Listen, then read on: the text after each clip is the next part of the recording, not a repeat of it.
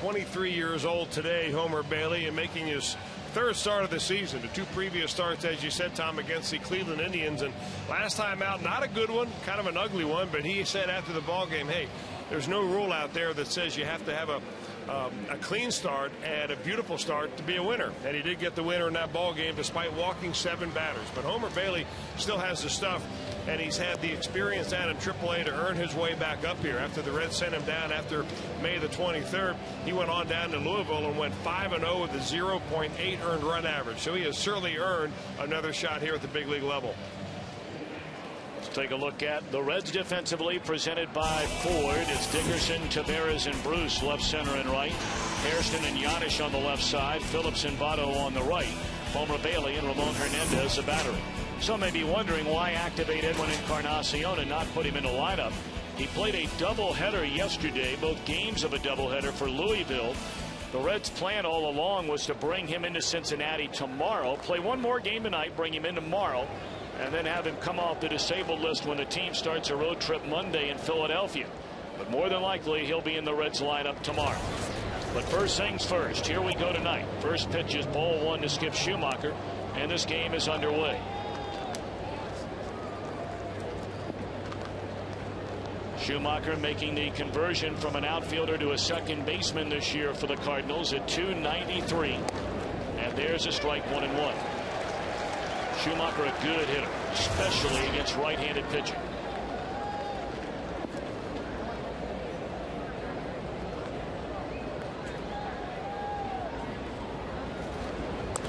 Breaking ball, grounded foul, and Bailey ahead at 1 ball and 2 strikes. Told you a sellout crowd on hand here tonight. Knocking on the door of a sellout tomorrow, although their tickets are available, and tickets available still for the series finale on Sunday afternoon. Tomorrow's game, again a reminder, is a 1:10 starting time. 1-2 to Schumacher. Tardy on a fastball.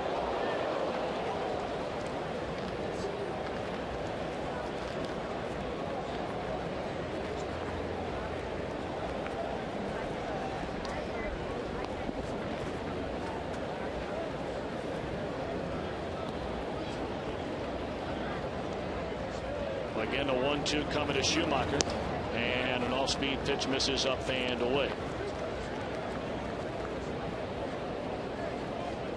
Duncan to follow in the St. Louis first inning, and then Albert Pujols.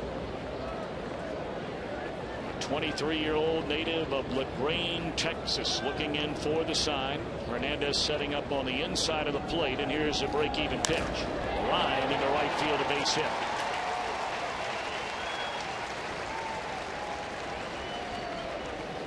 Oh, you're right about Ludwig and his ability to hit right-handers, Tom. He's a guy that can hit a good fastball. This one at 94 miles an hour, but it's right down Broadway.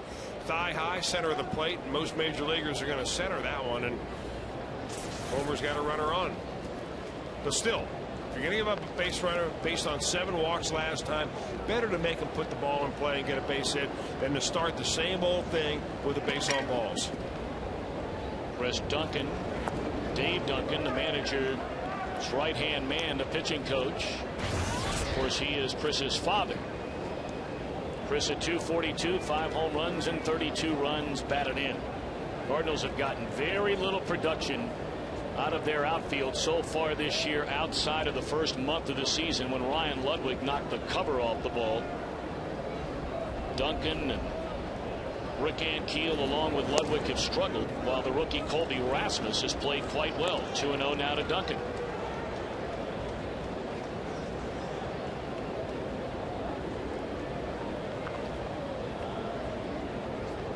If you had to vote today, Colby Rasmus would unquestionably be the National League's Rookie of the Year so far through almost the first half of the season. Yet he finds himself on the St. Louis bench to begin this series. Fastball is popped up and fouled out of play. Rasmus is hitting .271, 17 doubles, 8 homers, 29 runs batted in. And yet he sits and watches. And he's got some serious bat speed, Tom. Just the few times that we've seen him play, we've been very impressed with how quickly he gets that bat through the zone. You would think he would be a preferable matchup to Homer Bailey than Chris Duncan.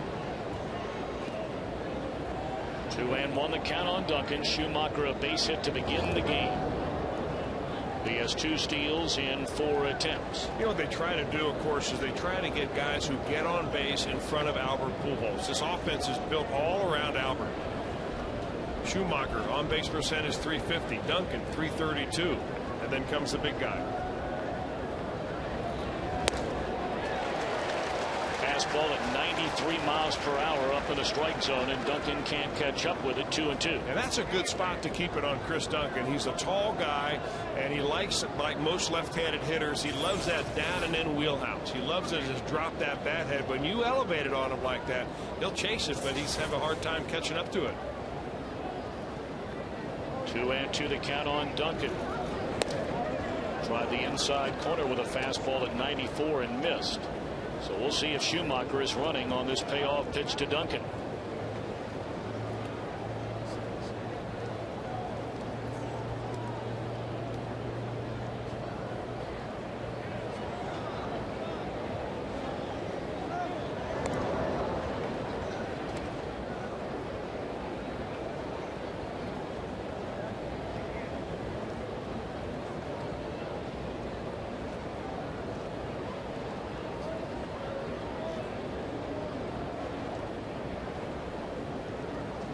Runner not going, and a breaking ball is low. And Bailey already upset with himself out there on the mound. Chris, I know you saw a lot of that in Cleveland in his last start. Well, you know, he didn't miss by a lot in Cleveland, Tom, but at some point you're not going to get the calls going your way all the time, especially when you're a youngster, a 23-year-old. It is his 3rd different season in the major leagues, but still in all, you know, Homer Bailey's got to be able to throw strikes. He's got a nice delivery, though. Long stride. That's one reason why when Homer Bailey throws a ball at 94, really, with his long stride and stretch to home, he's a lot closer to home plate than other guys.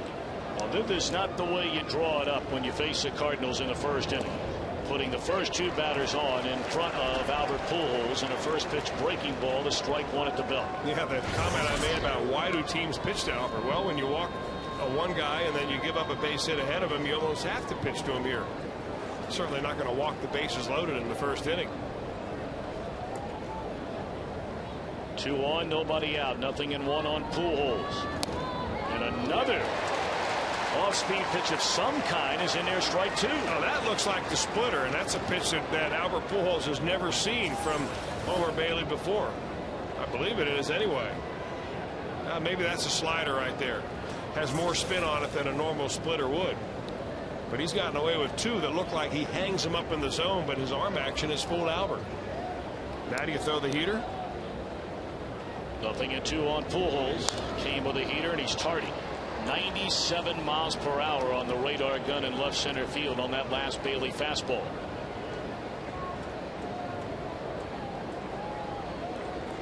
Albert Pujols broke into big leagues, was a Rookie of the Year in 2001, a 7-time All-Star, won a batting title in 2003. In the just completed month of June, he hit 14 home runs. Good time for a splitter here. Rounded foul.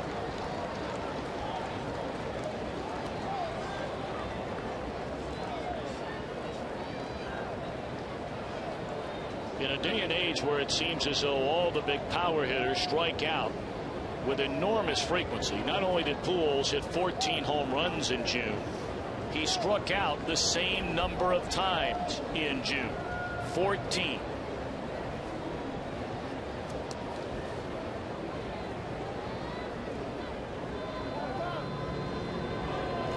Struck him out.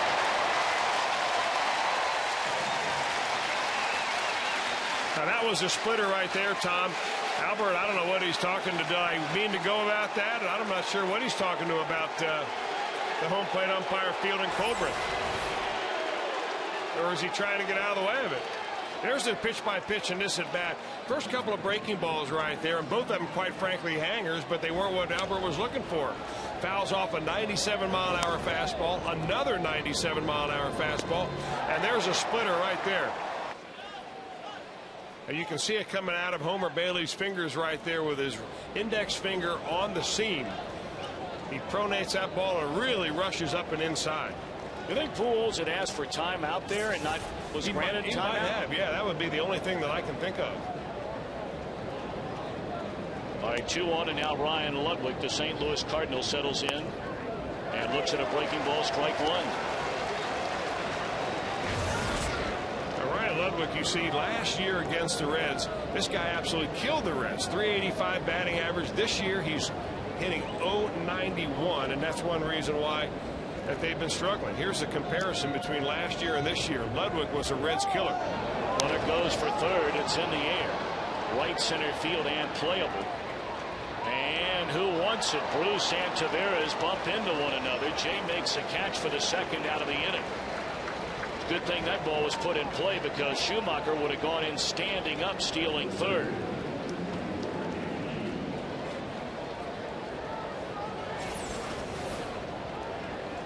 Well, normally this is a center fielder's ball. Willie Taveras kind of cruising over to it right there, but you could almost hear Jay Bruce yelling for it. Now the big guy gets the rebound. One more out to go now for Homer Bailey, and it's left-handed batting center fielder Rick Ankiel. 2 on, 2 out. Hit down the right field line and foul. And early on, Bailey throwing a lot more off-speed stuff and having much better command of that stuff, at least in the early going. Well, he's not overthrowing it too much, and sometimes when you're Homer Bailey or an arm like Homer Bailey, you know you throw hard and you want to throw even harder than you can, and that's when you lose your command and throw the ball all over the place. 0-1 to Ankiel.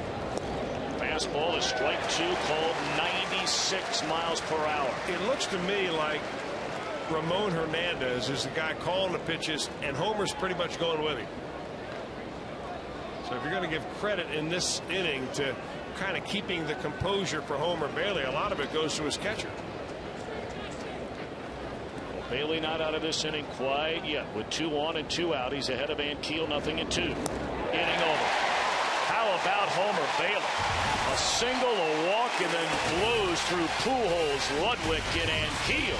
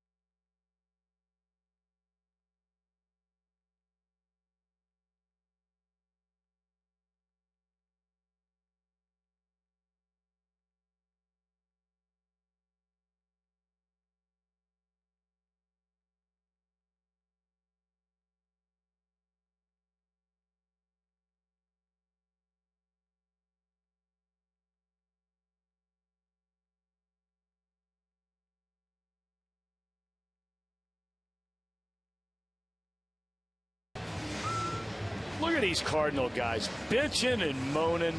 Sit down. All the time.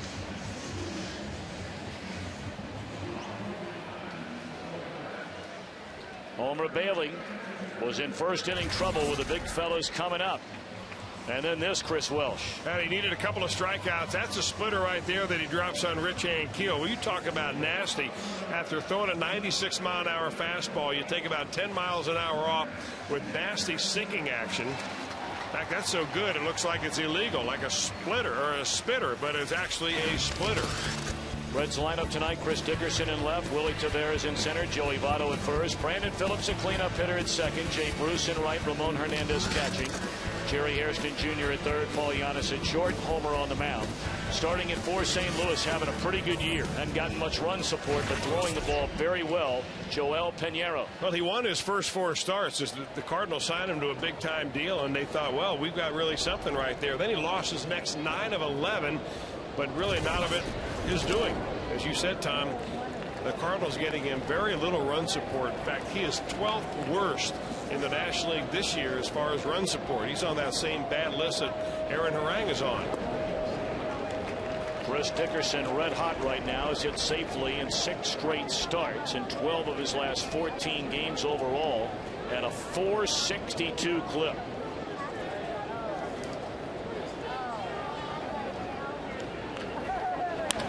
Hammered over the glove of Pujols, and this will be for extra bases, maybe 3 bases.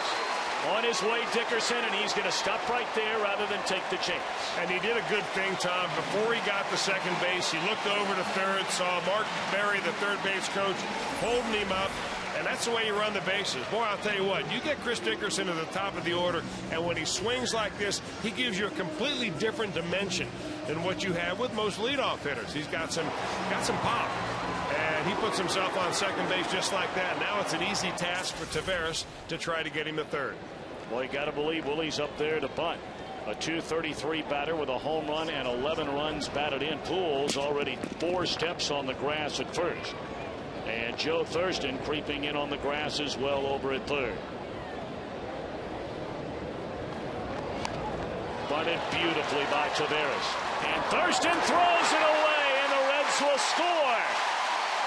1-0 Reds after 2 batters in the opening inning.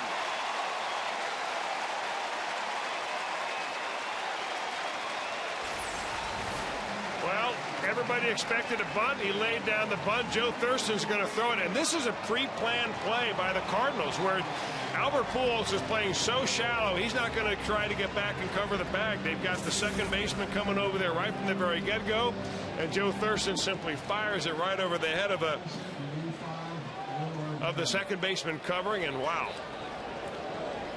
Well, they're going to give Willie Taveras a base hit all the way on that bunt, not a sacrifice. So a bunt single and then a throwing error allows Dickerson to score. And here's Joey Votto. Strike 1. That was a beautiful bunt by Taveras. You know, I used to say, Tom, that he ought to do that once a game. Now I say he should do that at least twice a game. Why not? Jump on that bandwagon, brother. When you bunt them like that, why not? Votto coming off a 4-hit performance yesterday, and this one is in the air. Might advance the runner. We'll see if Taveras will take a shot. He will. Strong arm and right.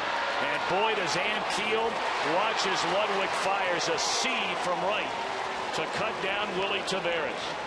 What a throw by Ryan Ludwig. They have good arms in center and right. I'll tell you, we played an inning and 2/3 of baseball at Great American Ballpark, and I don't see how it could be a whole lot more exciting than what we've seen.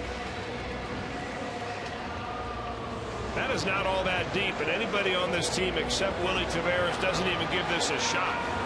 That shows you how good the arm is of Rick Ankiel to throw out the Reds, or Ryan Ludwig, that is, to throw out the Reds' most fleet-footed runner.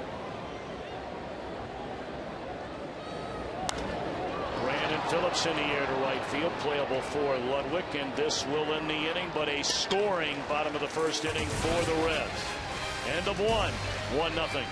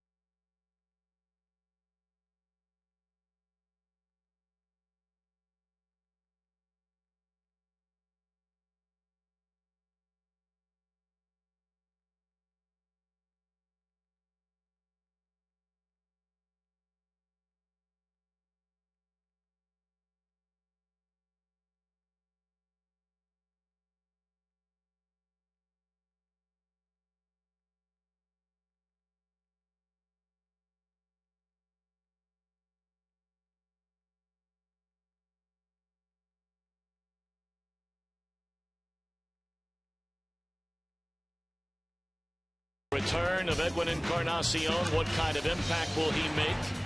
Not in the lineup tonight, but clubbed 26 home runs for this Reds team a year ago.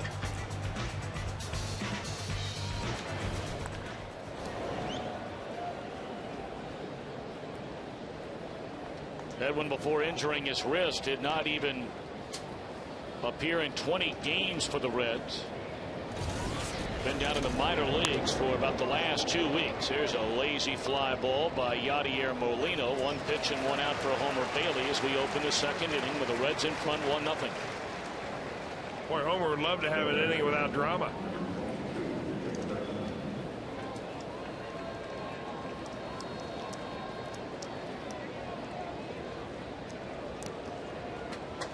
Well, I mean, Chris, we talk about it with any pitcher, but certainly we magnify it even more with Homer Bailey. And 23 years old. Tonight's only his 20th start in the major leagues, and based on what we've seen from his 2 starts this year, you can get some easy innings when you throw a lot of strikes. Well, he just looks more confident than me, though, Tom, and he proved it down in AAA. He had the kind of numbers down for the Louisville Bats that he's never had before, and that builds confidence. When you go down after being sent down and work hard and go to a 5-0 record with an earned run average of 0.8, and a couple of weeks down there, you're the player of the week in the AAA International League. It has to breed confidence. You know his stuff is good enough. It's a matter of being able to parlay it into the major leagues. 0-2. And it's popped up behind the plate. That will drift over the screen and out of play. Homer's thrown 4 pitches in this inning, every one of them in the strike zone. I think the wild card is that he's not struggling with the secondary pitches like he did the first time up, and the second time up, and the third time up. For a while there last year, the Reds took away his curveball completely and said, Homer, from now on, you're going to be a sinker slider pitcher. Previous to that, he was a curveball pitcher, so he never really had a good grip of his secondary pitches. But ever since learning this new little splitter from his AAA teammate Justin Lair, he was all of a sudden it breeds confidence because you can throw it like a fastball. He sets it in his glove. Nothing changes except his grip. And he knows that all he has to do is cut it loose. And he's become a very quick learner in it. Still 1-2 on the Cardinal third baseman Joe Thurston. You have the pitcher Joel Pinheiro batting in the 8-hole waiting on deck. I mean, just think of the confidence boost you get if you're a major league pitcher, 23 years old, you have first couple of runners on in a ball game, and you strike out Albert Pujols to help you get out of the jam. That will build it.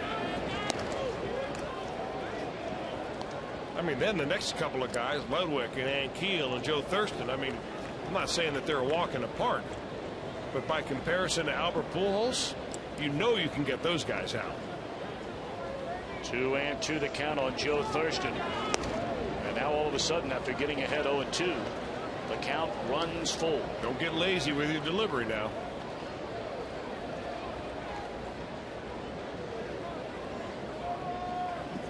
The Reds well aware that again today the Chicago Cubs at Wrigley Field defeat the Milwaukee Brewers by a final count of 2-1. In the air to deep right field. Jay Bruce back to the warning track, and he has room for the second out of the inning. Our Geico quote of the day followed yesterday's Reds win over Arizona from Joey Votto, and talking about this upcoming series against St. Louis. We have big games coming up. We want to let everybody in our division know that we're for real. And now you have to go out and prove it.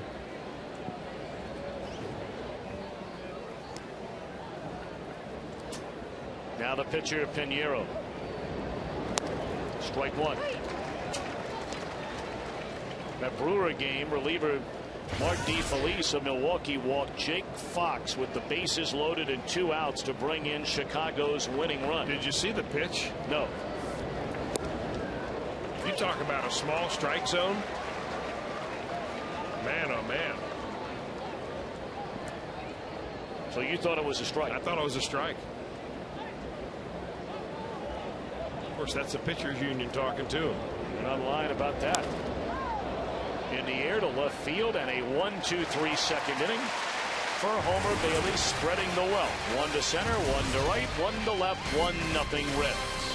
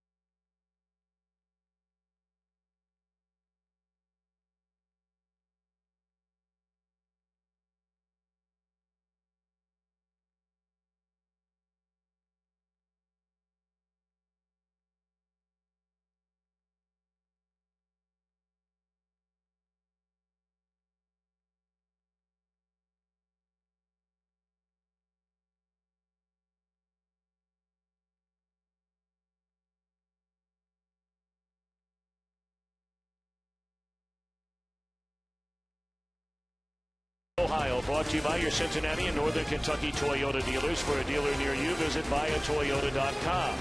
By JTM Food, family fun JTM. By Geico, 15 minutes could save you 15% or more on car insurance. Visit geico.com or call 1-800-947-AUTO. And by Jeep, you talk wheelless and have fun out there. Jeep. Reds out to a 1-0 lead over the Cardinals in the opening game of this 3-game series. Jay Bruce to lead it off against Joel Pinheiro. Strike one.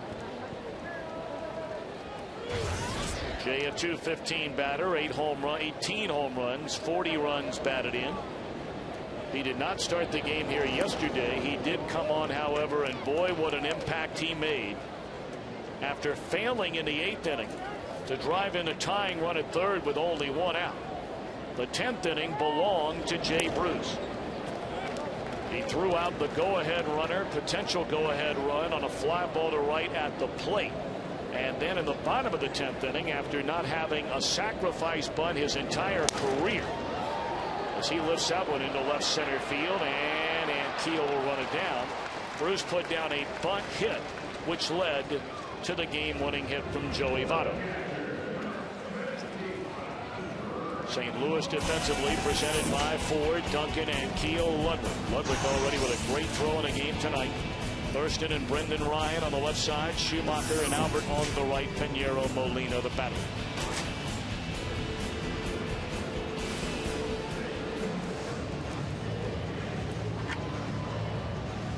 Now Ramon Hernandez starting to get it back together again offensively after a slow couple of weeks to finish off June. And in his career, he likes facing Mr. Pinheiro. 9 for 27 with a couple of home runs.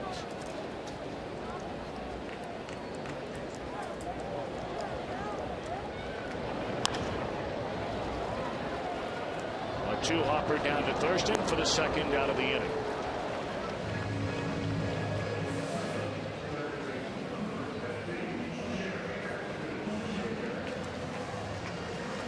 Boy, it is just a beautiful weather night here in downtown Cincinnati. Great crowd, great atmosphere. The opening game of this 3-game series.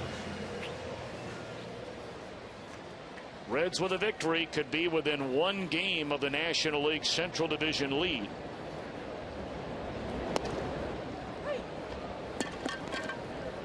The day started with the Brewers and Cardinals tied atop the NL Central, with the Reds 2 back and the Cubbies 2.5 back. But we told you the Cubs have already beaten Milwaukee 2-1.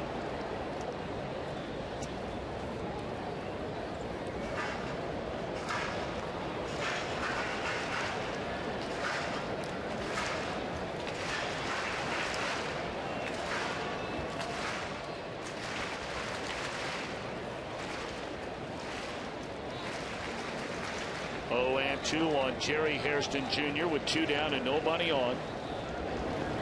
A ball and 2 strikes.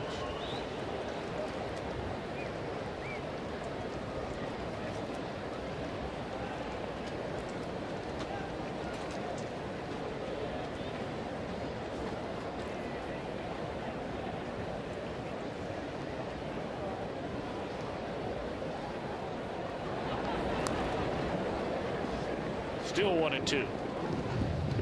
Now you can see that Joel Pinheiro is one of these pitchers, Tom, that has turned himself into a strike thrower extraordinaire. I mean, a guy that will throw that little splitter. You see him with the grip right there, but he also throws mainly 2-seamers, and he's coming off a couple of starts ago, June 23rd, a 2-hit shutout against the Mets, and they were simply dominated by a guy that the ball seemingly just dropped off the table when it got to the plate. Grounded sharply in the hole. Nice play by Ryan, but he's not going to throw out the speedy Jerry Hairston Jr., and that'll be a 2-out infield hit. Brendan Ryan has played very well, we're told, at shortstop, and obviously swinging the bat, nearly a .300 hitter. Well, he's only got 3 errors on the year, and he goes a long way to get this. Now, a lot of players you may have a shot at, but Jerry Hairston gets this down the line too hard or too quickly to be able to get him. But when you're playing defense behind Joel Pinheiro in the infield, you better be ready, because you're going to get your share of ground balls on the night.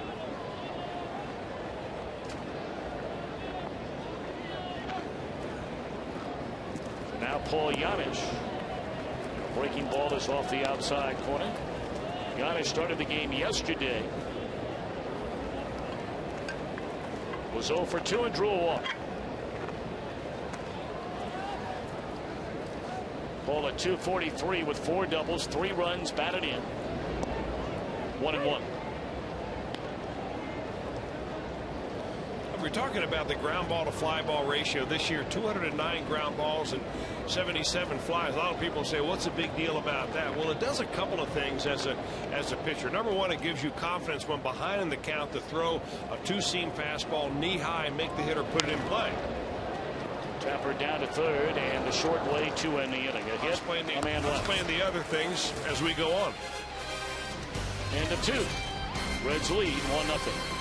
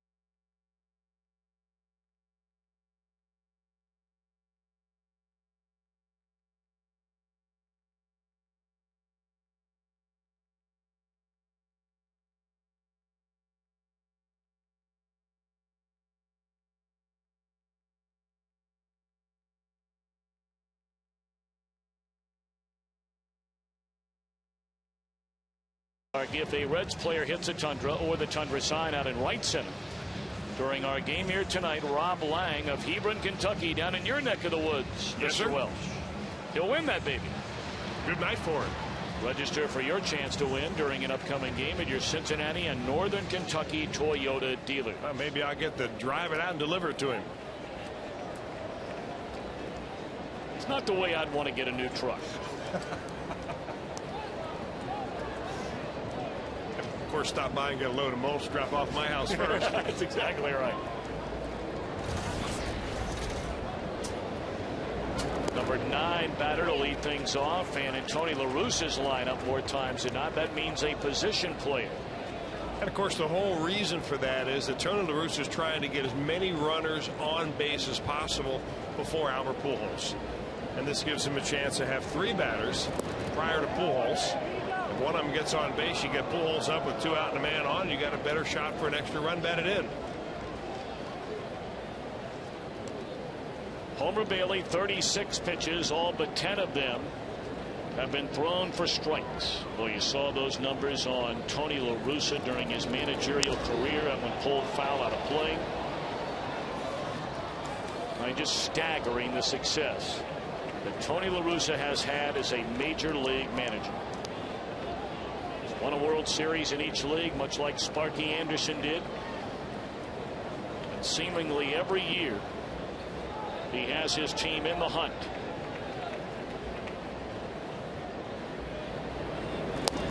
I think a lot of people would have lost a lot of money betting on whether or not Tony La Russa would be the manager of the Cardinals now for 14 years. It's hard to believe, isn't it? You know, the question I have about La Russa is why are there so many people around baseball who, I can't say don't like La Russa, but are reluctant to give him the credit that he really deserves just based on his record alone. I mean, the complaints are numerous. They feel that he works the officials, he works the umpires too hard. He's always complaining about one thing or another. he makes too many pitching moves, too many double switches. Sometimes tries to outmanage. You know, maybe he overmanages a ball game. You can't argue with the results. No, you cannot. Swing and a missed strike 3. That's number 3 of the ball game for Homer Bailey. Well, when the Reds get it done with an RBI this season, that means another $25 from Shakely goes to the Reds Community Fund. Shakely, it's done. That last pitch at 97 miles an hour. Now, we've turned off our radar gun because we may have a little malfunction going on and we don't think we're giving it the accurate number. At least it's not in line with what we see here at Great American Ballpark. So if you're sitting at home wondering, well, how fast was that pitch that Homer Bailey just threw, we'll try to keep you updated until we get ours figured out. 1-0 to Skip Schumacher, and there's a beautiful overhand breaking ball from Bailey that drops in there at the knees for a strike. So that was the breaking ball that Homer Bailey arrived with when he was drafted and signed by the Reds back in 2004. He's tightened it up a little bit, but still he's always been a fastball curveball pitcher, not a slider pitcher. Brandon Phillips will handle the ground ball, and that's out number 2. And ever since Bailey allowed the single and a walk to begin the game, he has now retired the last 8 batters that have come to the plate.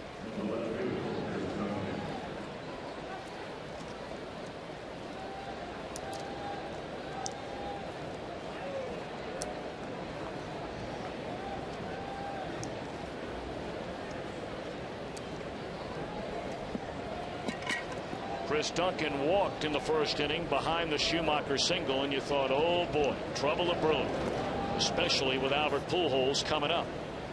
But Bailey struck him out, got Ludwig on a fly ball to center, fanned Dan Keel to end the inning, and has been rolling since. But batters like this in this situation are so critical to beating St. Louis. Duncan can hurt you, but you got to make him earn his way on base with 2 outs in an inning, knowing number 5 is standing in that on deck circle. The fewer times you face him with runners on base, the greater you multiply your chances of being able to beat this Cardinal team.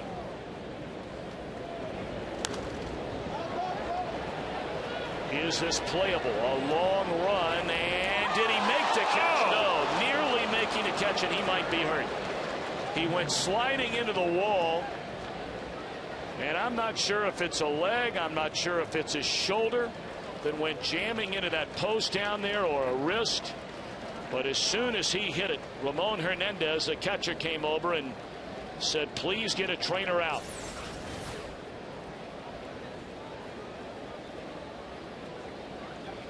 Oh, it's his right leg that went right into the post right there. Versus his left knee.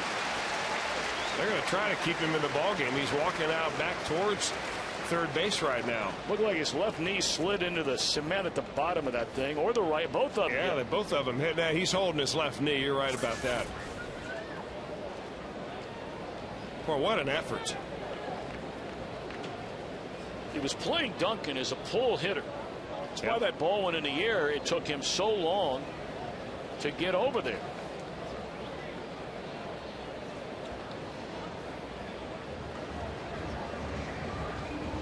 What happened to that freeze spray they used to have? This is the pop-up right here. It was up there for a long time, but you see how far Hairston had to come even to get there, and he went into that fence full blast. Man, that had to hurt.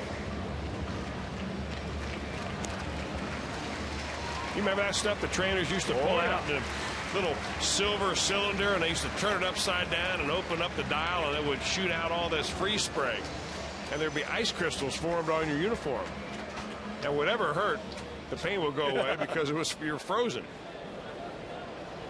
1-2 the count now on Duncan. And Bailey back to work. Roller fouled up the first baseline.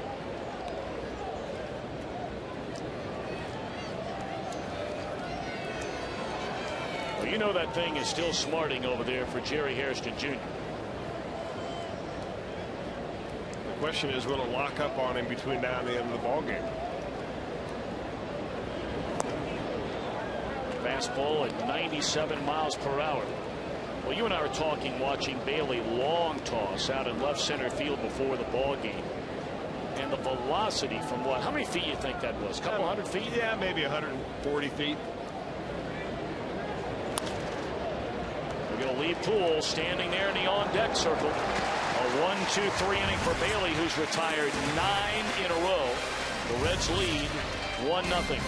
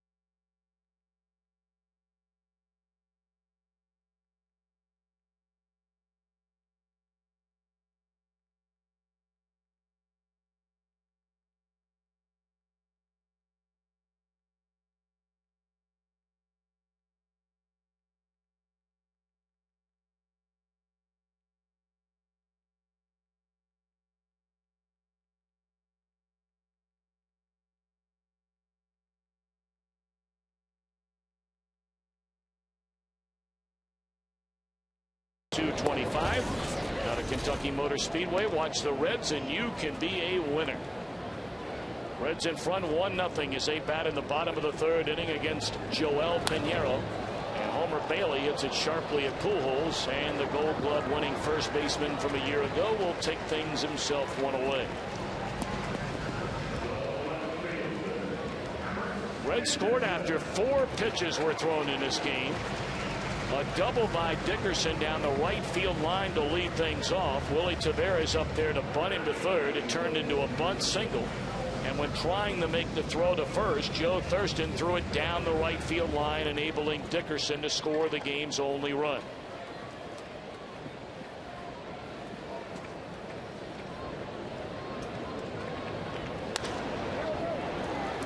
Another ground ball at Pujols. And just like that, 2 gone. The most days in first place going back to the season of 2000.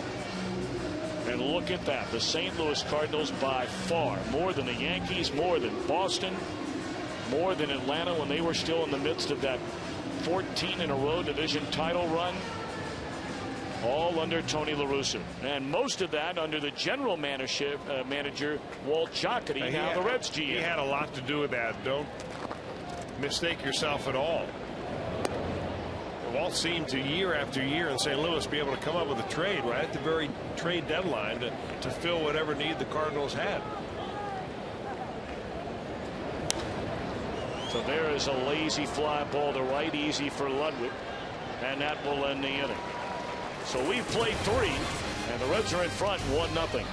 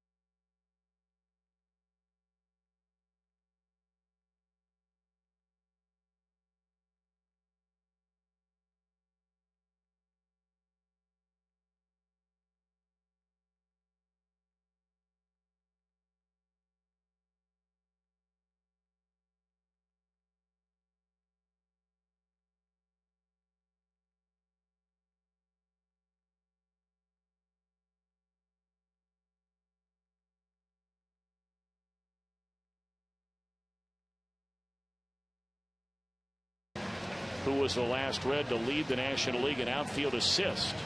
Jay Bruce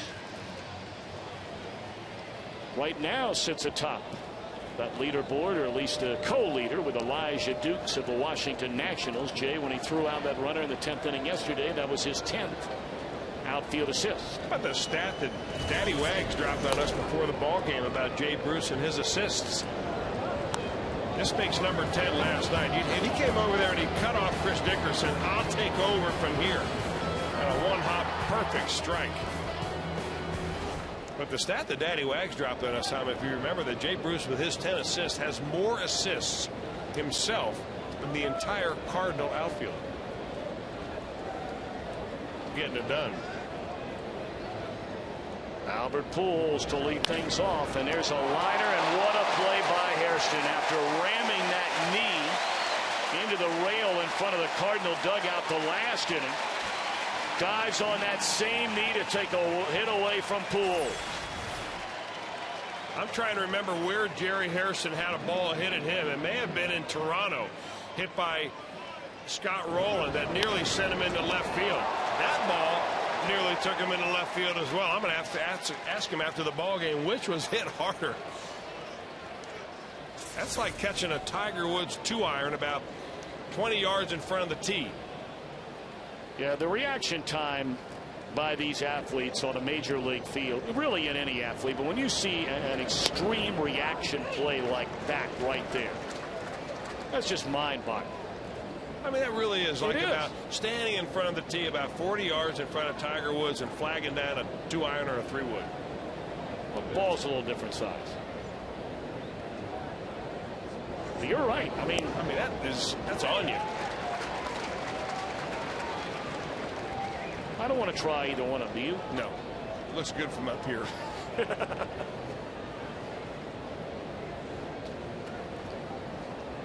0-2 on Ryan Ludwig. And Bailey going to work. Wow, is this impressive so far? It's only 3 2/3 innings. But that's now 11 in a row retired by Homer Bailey. Well, that's a splitter right here, and being able to throw fastballs for strikes sets that pitch up right there. And boy, the renewed confidence that Homer Bailey has overall, when he doesn't have to struggle with his secondary stuff, when he doesn't have to worry about trying to feather in a changeup, now he's got an off-speed pitch that he can get guys out with without having to struggle throwing strikes with it.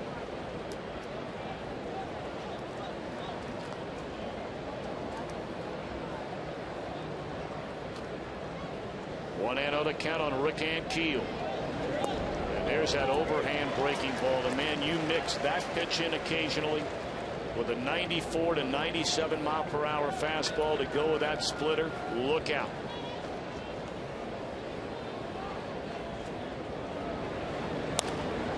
Weak ground ball to the shortstop Giannis, and Bailey has now retired 12 in a row.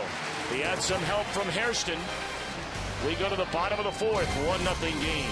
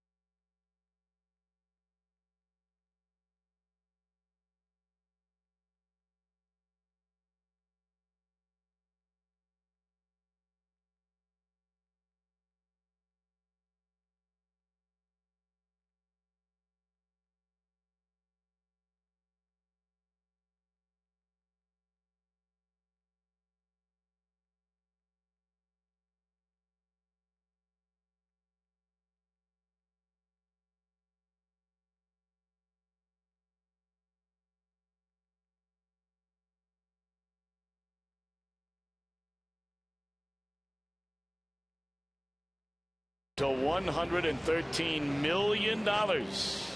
Mercy. All right, Reds bat bottom half of the fourth inning with a 1-0 lead over Joel Pinheiro and the Cardinals. First pitch swinging, Joey Votto. But Joey Votto going up there very aggressive against this strike thrower Pinheiro. And an easy fly ball to center field. To answer our Aflac trivia question about the last Red to lead the National League in outfield assist, and the answer may surprise you. In fact, I'll bet the ranch it'll surprise you. Peter Edwards. Wow. With only 15 of them. Jay Bruce already has 10. You know what? I said it might surprise you. There is nothing that guy did that ever surprised me. That surprises me, though. I would have thought that Dave Parker may have had more. Eric Davis. Even Paul O'Neill in the time that he was with the Reds, you'd think that he would be on that list. Peter Edwards, ball player. Ball player. That's a ball player.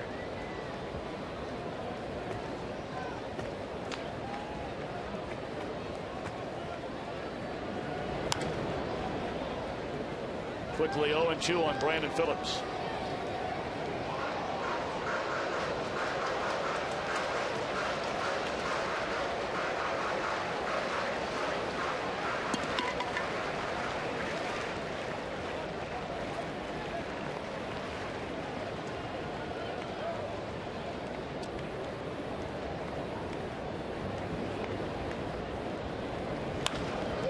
Pulled on the ground. Nice play by Thurston to his glove side. And that's a second out of the inning. Pinheiro on a bit of a roll here as well. I mean, after the two batters of the game to lead things off led to a run, only one base runner since.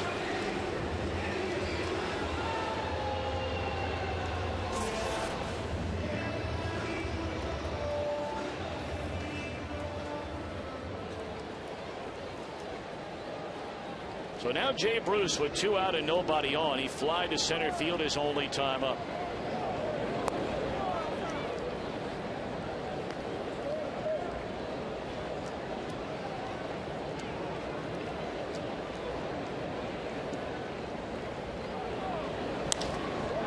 Driven into right center field. And that ball is up against the wall. This will be a 2-base hit for Jay Bruce, his 12th of the year.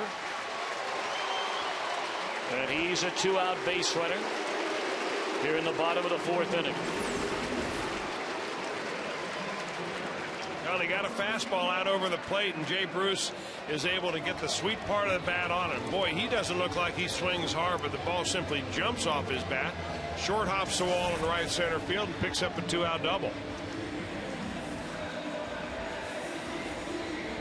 Take a look at this defensive alignment that the St. Louis Cardinals play against Ramon Hernandez, a guy who loves hitting the ball the other way. And look where Pujols is. Well, Pujols is way off the bag. Here's the first base bag, so he's got a lot of coverage right there. But how many times have you seen a shortstop play shallow left field? They're trying to stop the ball from getting through the infield right here. They'll give up an infield hit. But if you are able to keep the ball from going into the outfield, that'll save the run. Boy, it is amazing. You have the third baseman Thurston playing Hernandez as a dead pull hitter. Only 2 paces off the third base line. We talked about the shortstop. The second baseman only about 4 steps away from the bag. And then Pujols a good, what, 25 feet off the line? Yeah, so really what that tells you is that they're going to pitch him with that Joel Pinheiro sinking fastball in and way in, hoping that if Ramon Hernandez hits it, it's going to hit it down the line, the third base line. But they're really not going to give him anything away, that he's just going to be able to slice right inside the first base bag. That's exactly what you're talking about. And Tony La Russa and his defense is as exacting as any. And I mean, there's all the old saying of, you know, pitch him away, play him away. But so many pitching staffs can't do that. In fact, the one that comes to mind that could do that in recent years was the Atlanta Braves pitching staff, when it had, you know, Maddox and Glavine and Smoltz and guys that could really be very exacting in where they threw the ball. Well, Joel Pinheiro falls into that category now. With his kind of control, you give him a scatter report and he'll pitch to it. Hook to the left side, easy for Brendan Ryan, and that is that in the Reds' fourth. A 2-out double by Bruce. He's left at second. We go to the fifth, still a 1-0 Reds lead.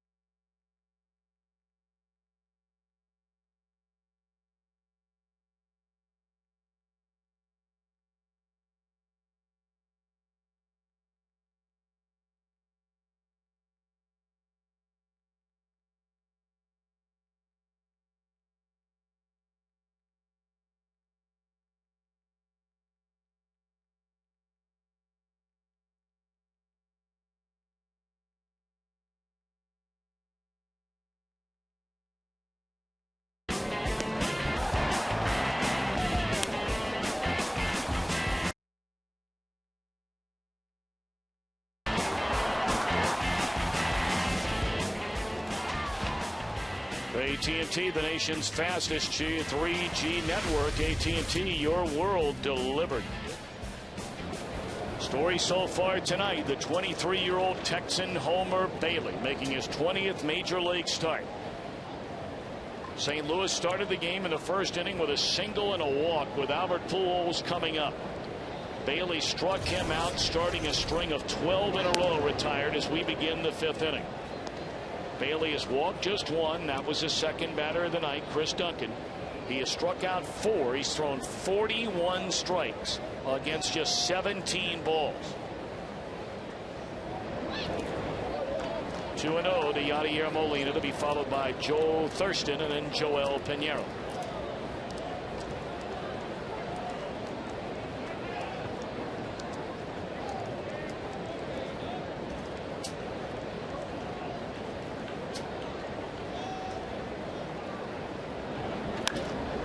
Ball blasted into deep left center field, but Taveras will get there. Well, it looked like he hit it better than where it wound up. That appeared to just die out there in left center field. One gone in the inning. We invite you to follow all the Reds action with MLB.com's At Bat 2009. On your iPhone or your iPod Touch, get real-time play-by-play. Visit Reds.com on your iPhone or iPod Touch to purchase. And don't miss any Reds baseball this season. Now Thurston.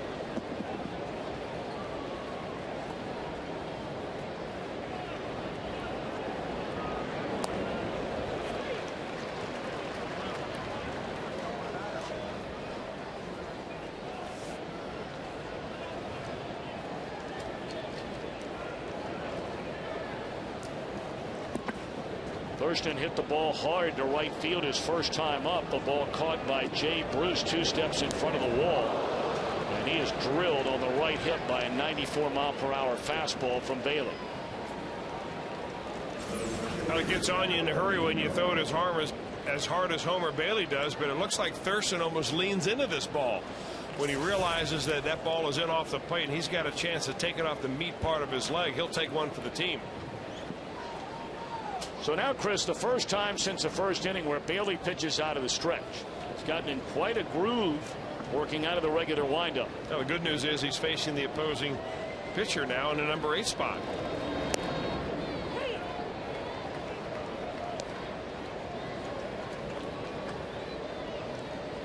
Pinheiro has 4 sacrifices this year as a hitter, including the 0 for 1 tonight.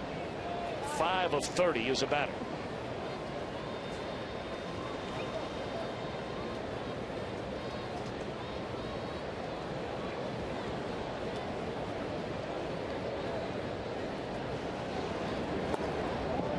Stabbed at it. It looked like he went, and he did, on the appeal to Gary Cederstrom, the first base umpire.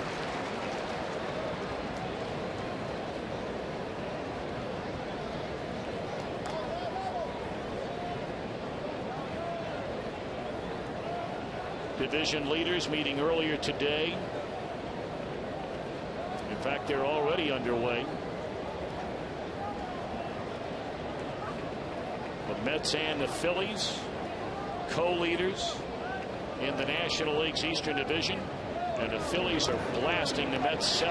They're strike 3 to Pinheiro. That ties a career high for Homer Bailey, his 5th strikeout. Well, I don't know about whether it's going to be tonight. You would figure tonight. But if not tonight, on another night, he will blow right by that number. I don't think there's any question about that. That we've seen him grow in confidence, Tom, and I even saw it in his last game against the Cleveland Indians. You know, even though he walked 7, he still retained his composure. He kind of pitched his game plan. When he did miss, he wasn't missing by very much. It was a tight strike zone. We've talked over that a little bit, but you know, this guy's, I think he's here to stay. Well, he's going to be in the rotation for quite some time, that we know. Now, that leads us to what happened earlier today here at Great American Ballpark. Edinson Volquez, the man whose spot Homer Bailey is replacing right now, through 5 minutes, and the official quote was from the Reds media relations department, in one word, was described as great. That was a press release. His 5-minute throwing session could be described only in one word, as great. Now, he went to see Dr. Timothy Kremchek, according to Volquez, who was twisting his elbow every which way but loose yesterday, and not one moment did Volquez feel any pain in that elbow. So that was a good sign. Today, a good sign, and now you wait until tomorrow. But it's going to be a while. I mean, Chris, you know better than anybody. Well, excuse me for not getting excited when you describe a 5-minute workout as great. No, but I'm saying, well, what's the alternative? It was awful and his elbow hurt after. Okay, he played catch and his arm didn't hurt. That's a step in the right direction. Right. And those are baby steps. And I think you're going to continue to have baby steps until he begins to throw long toss, 120, 140 feet. And then a week later, you'll get on the mat and pitch some bullpen sessions. And then if that all goes well, you'll end up having a simulated game. And if that goes well, 3 or 4 days after that, you'll go down and pitch in the minor leagues on a rehab.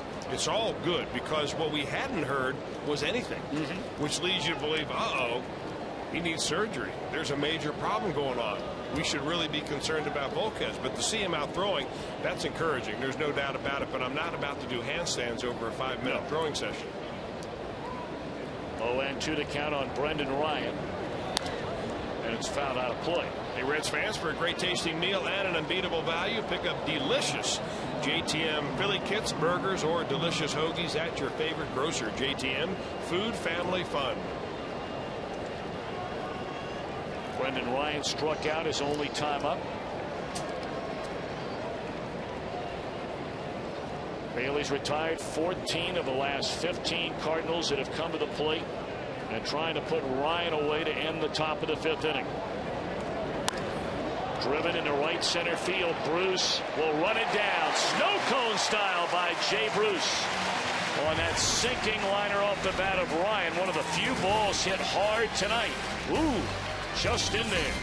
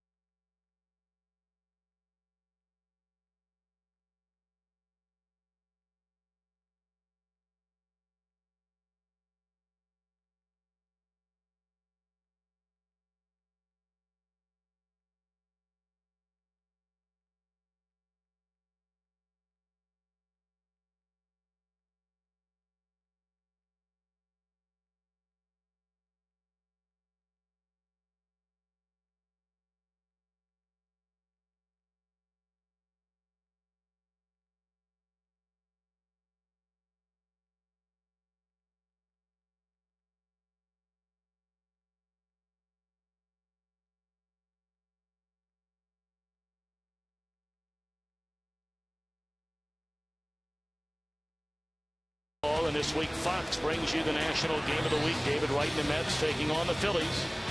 Division rivals locking up, bitter rivals at that. Fox Saturday Baseball tomorrow, 4 p.m. Eastern on Fox. Latter third in the batting order for the Reds, leading 1-0 over Joel Pinheiro and the Cardinals in the opener of this 3-game weekend series. Sellout crowd on hand.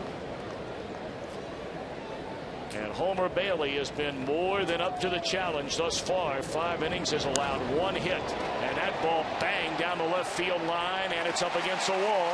Hairston will cruise in with a leadoff double.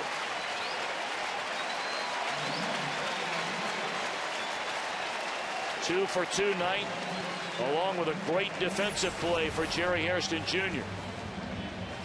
Third double of the night for the Reds as Jerry Hairston bangs this one hard down the left field line, showing no effects at all of banging his knee, his left knee and his right shin into the fence and pole that guard the Cardinals dugout.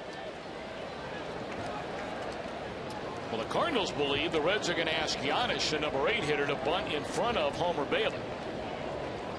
Or at least they're wondering. Poole's looking in the dugout saying, what do you want me to do?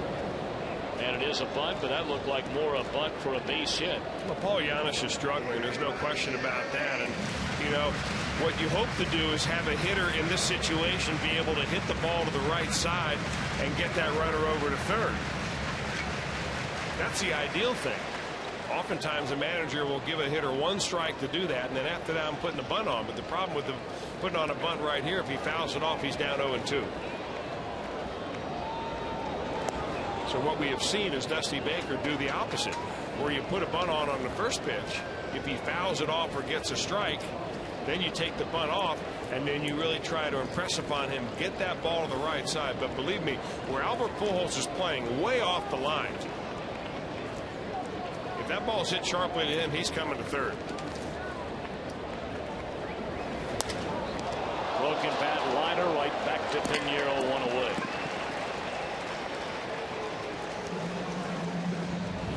When you're a ground ball pitcher like Joel Pinheiro, you best be able to field your position, and he does that very quickly. He falls off a little bit towards the right side, but still keeps himself in enough balance to be able to field this line drive. That's a good pitch by Pinheiro that Paul Giannis gets on the end of the bat and ends up with a line drive out. Well, 1 away in the inning and a runner already in scoring position. The Cardinals, at least on the right side of the infield, don't believe Bailey's going to bunt. On the left side, Thurston is creeping in. I don't know why you wouldn't bunt here. Why you wouldn't? Yeah. Really? Why would you bunt with 1 out? I'd bunt to get a guy from 90 feet away. There are 8 more ways to score from third base to score from second. I was getting ready to say there's where we agree to disagree. I'd never have a pitcher bunt here. I mean, the next guy up. I understand what you're saying. You're right. Wild pitch, fastball. Yeah, absolutely. I understand all that. An infield hit, an error, all those kind of things that can not necessarily score a guy from second. And as the chances are now, Homer Bailey, even though he made contact the first time, it was a weak ground ball to the right side. Now Pinheiro really wants a strikeout, and he's got ahead of him 0-2. I don't think there's a right or wrong answer. No, I agree with you. Well, he did not look good in that at bat. They appeal, and well, he's still alive in that at bat. He may have caught a break.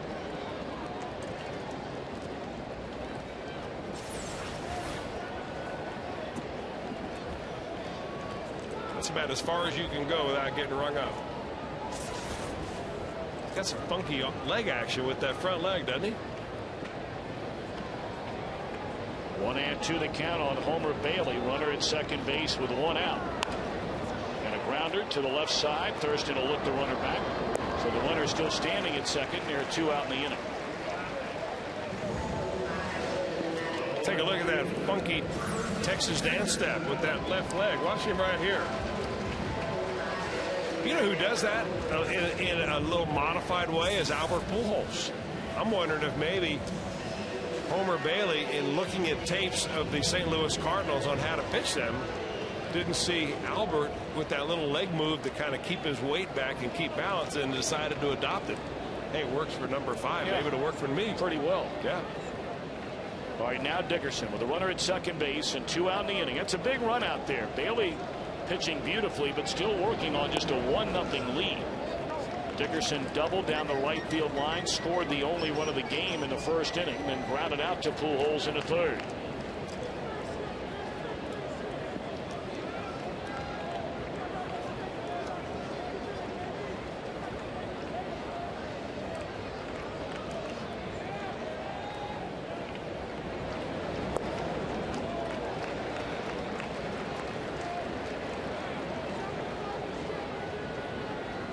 I'm not so sure that Joel Pinheiro is all that anxious to pitch to Chris Dickerson. Throwing him a couple of breaking balls right here. You got Willie Taveras on deck, a right-handed hitter, doesn't drive the ball nearly as much as Dickerson. I know he doesn't want to run his walk total up. Ooh, that was a tight pitch. A changeup on the inside corner. I don't know if you actually draw that up by design.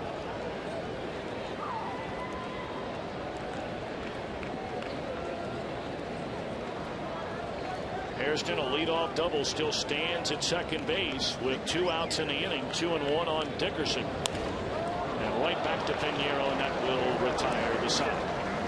Well, a leadoff double. Hairston never moves. We go to the 6th, still 1-0 Reds.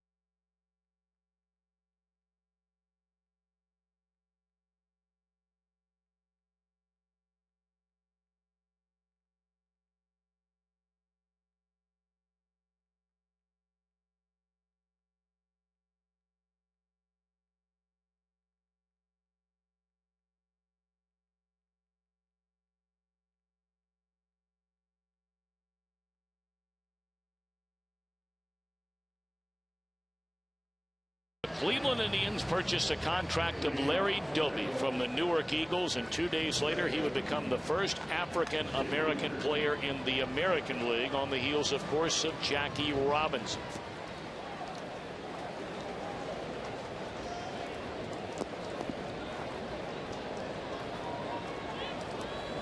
Sellout crowd on hand here at Great American Ballpark, and the Reds lead 1-0.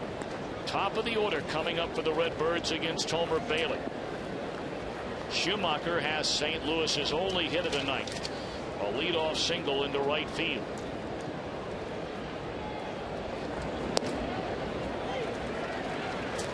One and one to Schumacher, followed in the inning by Chris Duncan and Albert Pujols.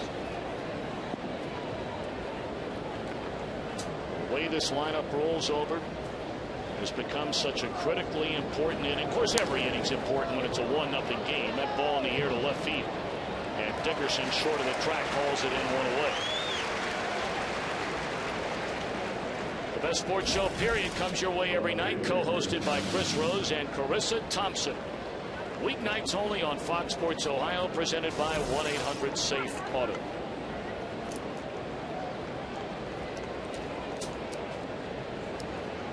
"71 pitches in the game so far for Homer Bailey, 52 of them for strikes."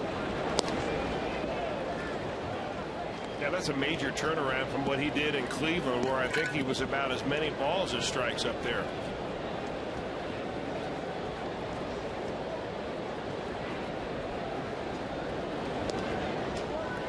Two 2-0 on Duncan. Duncan drew the only walk that Bailey has issued in this game. Those of you just joining us, as Chris mentioned a short while ago, Bailey, his last start up in Cleveland, walked 7 batters in 5 innings. Grounded sharply, but right to Joey Votto. He'll wave off Bailey 2 away.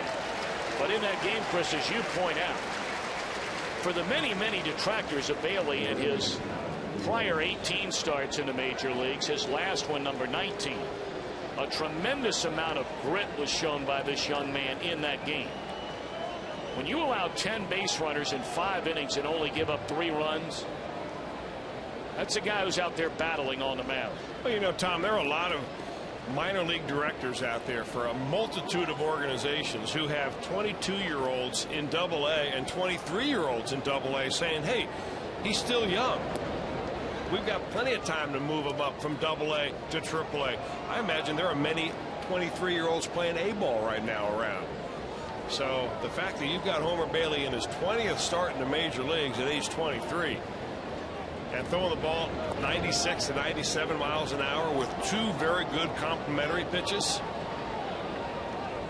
I think he's finally beginning to reach the potential that they saw in him way back when they scouted him in LaGrange, Texas. He's fallen behind 2-0 to Albert Pujols in a 1-0 game here in the 6th. Ground ball. How about that? Now there's a difference in Bailey. Rather than a 2-0 fastball, a 2-0 breaking ball, and gets great location with it. And a weak ground ball. You know, we talked about the leg action that Albert Pujols uses, and it's a little unusual. He kind of turns his knee in. Well, there's that. Albert under control. Homer.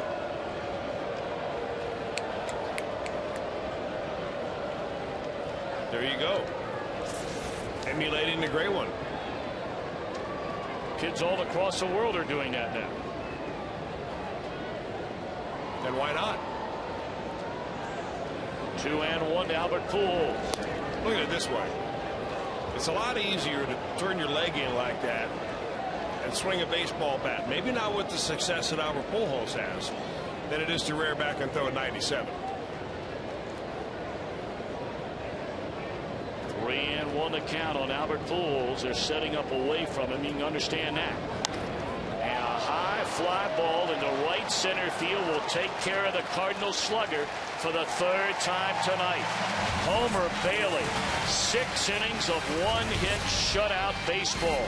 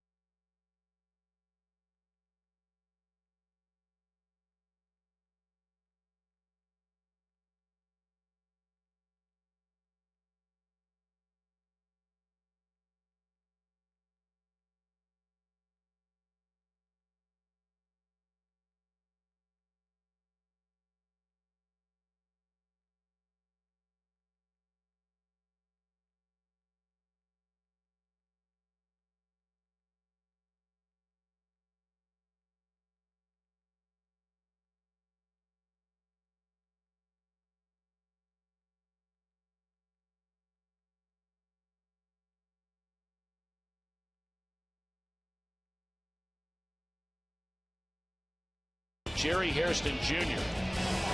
ramming into that screen to steal Rod, wrapped up in some padding in front of the Cardinal dugout. And then the next inning makes a diving play to take away a hit by Pujols. Coors Light Freeze Camp brought to you by Frost Brewed Coors Light.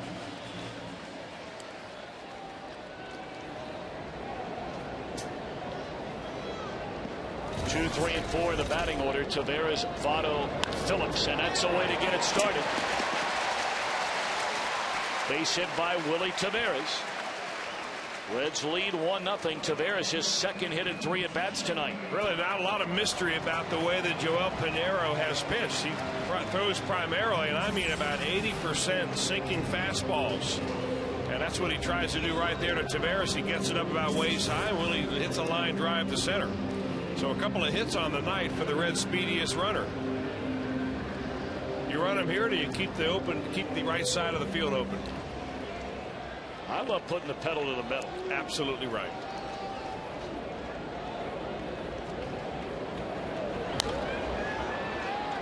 And I know that you like putting the pedal to the metal personally, because I drove back with you from Chicago as you got up front and personal with one of those very nice Indiana State policemen. Why do you got to bring that? You actually just jogged my memory when you talked about pedal to the metal. National League best averages with 2 strikes. The Reds, the 1 and 2 hitters in the league. Hannigan and Votto. That is a fair ball. And Votto will be thrown out at first. Votto, clearly, we talked about it earlier, Chris said, you know, the game plan against a guy throwing a lot of strikes early in the count, Pinheiro, Votto, far more aggressive in his 3 at-bats tonight, swinging early in the count than we have seen really all year long. Yeah, and I'm wondering if maybe the scouting report has taken him out of his own comfort level a little bit.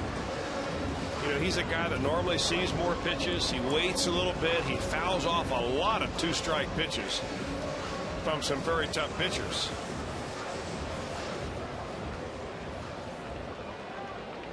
You know, Pinheiro's that kind of pitcher, though. He's the kind of pitcher that you can take a comfortable 0 for 3 or comfortable 1 for 4, 0 for 4.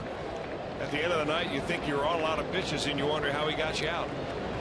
But he doesn't, and he's done it with great regularity so far this year. Ball 1 to Brandon Phillips. 3 games under 500. He's 6 wins against 9 losses, and his earned run average is 3.4. We have seen 3 pitchers in the last 5 days that have almost fit the exact same description. 3 pitchers in the last 2 days. Yep. What am I talking about? They fit the exact same description as Joel Pinheiro, Aaron Harang, and Doug Davis yesterday of Arizona with a 3.2 ERA going into the game, a 3-8 record. Harang 8 losses and a 3.9 ERA, which came down after yesterday's out. How about Danny Herron? Oh, yeah. Another tough luck loser.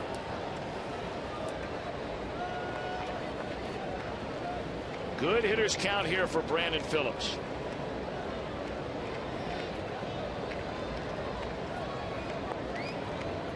Willie Taveras out at second. They're cheating to keep him close out there. Phillips takes a 2-0 fastball right down the middle.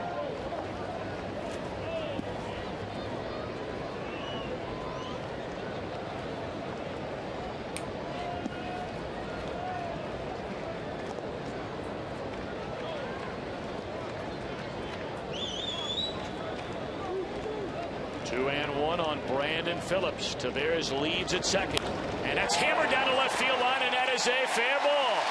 Taveras will score. Phillips with an RBI double to make it 2-0 Reds.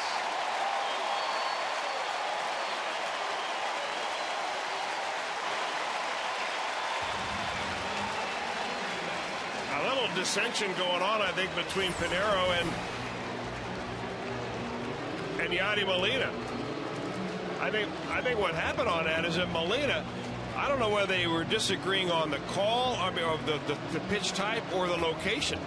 I think Pinheiro wanted to pitch him inside. Molina moved outside, and that ball kind of split the center of the plate, and Brandon Phillips rips it for a double.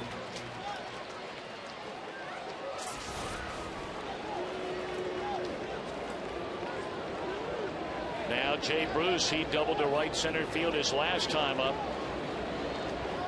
Reds with a 2-0 lead now here in the last of the 6th inning. First pitch breaking ball misses off the outside corner to Jay. Ball 1.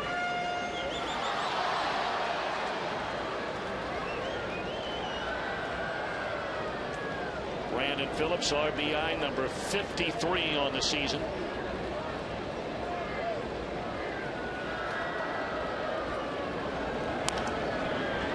course, at the end of April, who would have ever believed that on the 4th of July weekend, Brandon Phillips would be sitting on 53 RBIs. You go back to the month of April, and in the entire month, Phillips hit 188 with 7 RBIs. Well, he single-handedly carried this ball club in the absence of Joey Votto. I mean, this ball club would be nowhere in sight of first place if it weren't for the heroics of Brandon Phillips. Votto, a looping fly ball into short left field. Duncan's got it, and Phillips bluffs the throw, or the tag rather, and they're 2 away in the inning.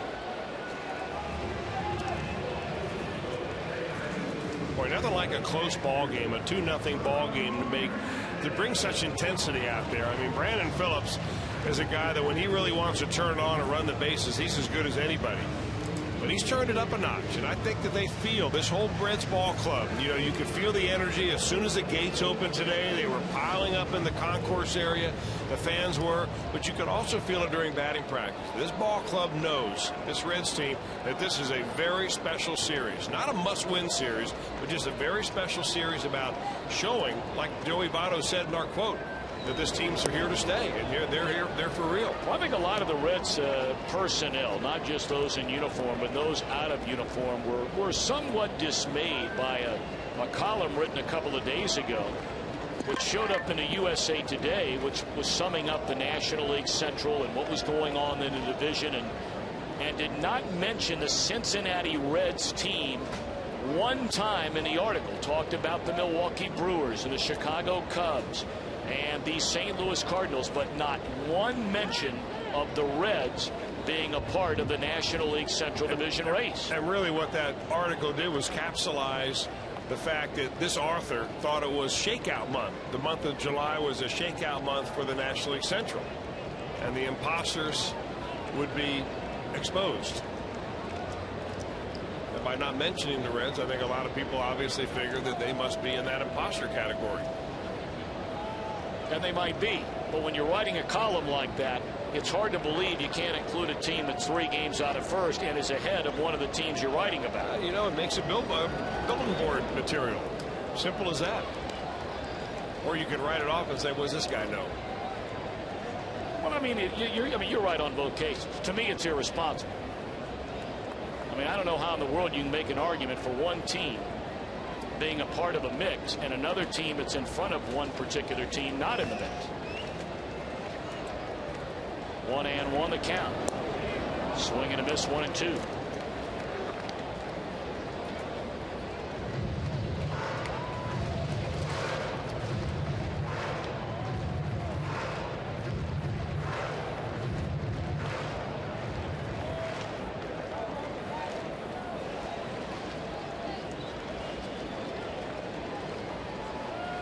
To the count on Hernandez, who's grounded to third and bounced to short. 2-2.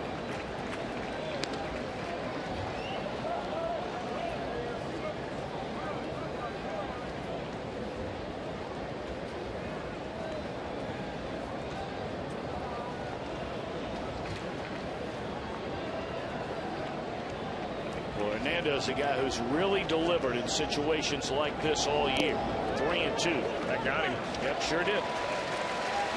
Maybe a piece of the jersey. Hernandez has hit .333 with runners in scoring position, and his overall season batting average is .254. That's stepping up. Well, there's nobody up in the Cardinal bullpen, at least as far as we can see, and Dave Duncan, the pitching coach, just going to take out there maybe just to break the negative momentum that's going on for the Cardinals in this inning. Reinforce the scatter report on Jerry Hairston, who has gone 2 for 2 against Pinero so far on the night.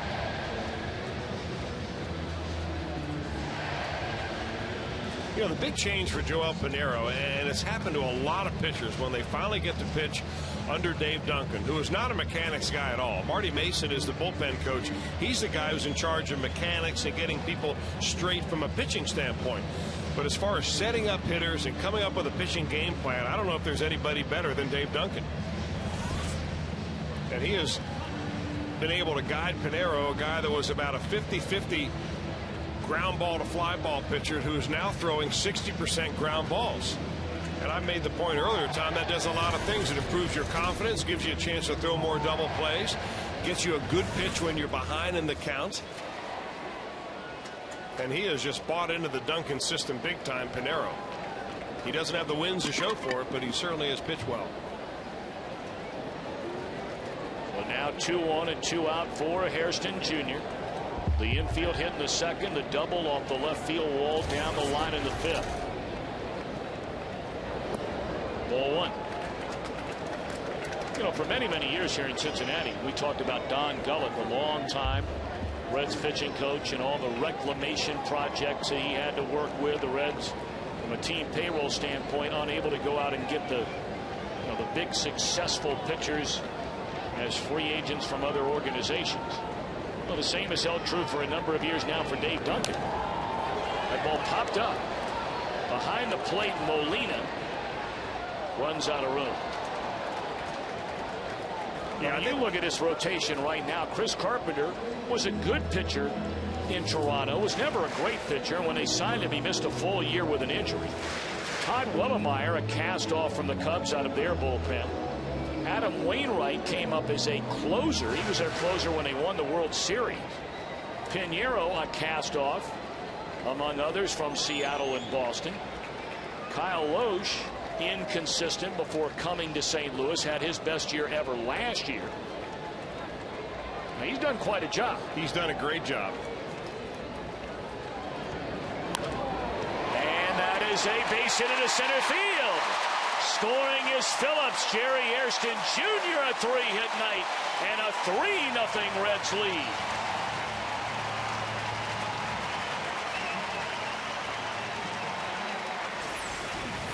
Every run helps, especially in this part of the ball game. A slider that Pinero throws up there and just hangs up in the zone a little bit. One of the few bad pitches he has thrown, hit just sharply enough to get by the diving shortstop Brendan Ryan. That's Brandon Phillips coming in, and the Reds are up 3-0. That'll bring up Paul Janisch, who's bounced into a fielder's choice to the third baseman. And a broken bat liner back to the mound. You know, Tom, with Edwin Encarnacion now activated, I would imagine that this guy might be the odd man out, because you can't take Jerry Harrison's offense out of the lineup, can you?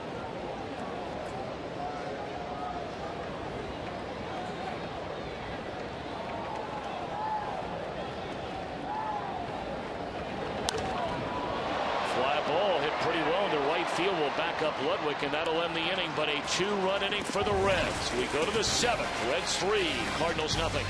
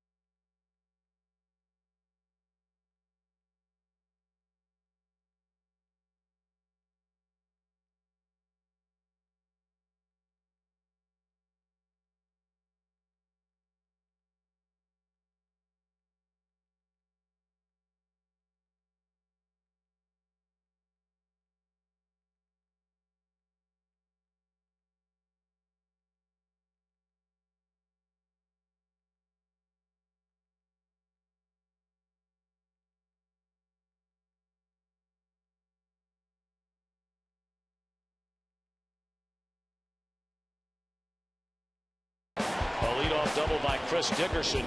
Then Willie Taveras a bunt single. The errant throw allowed Dickerson to score. 1-0 Reds. Stay that way until the 6th inning. An RBI double by Brandon Phillips. Phillips would then score 3 batters later on a 2-out single by Hairston.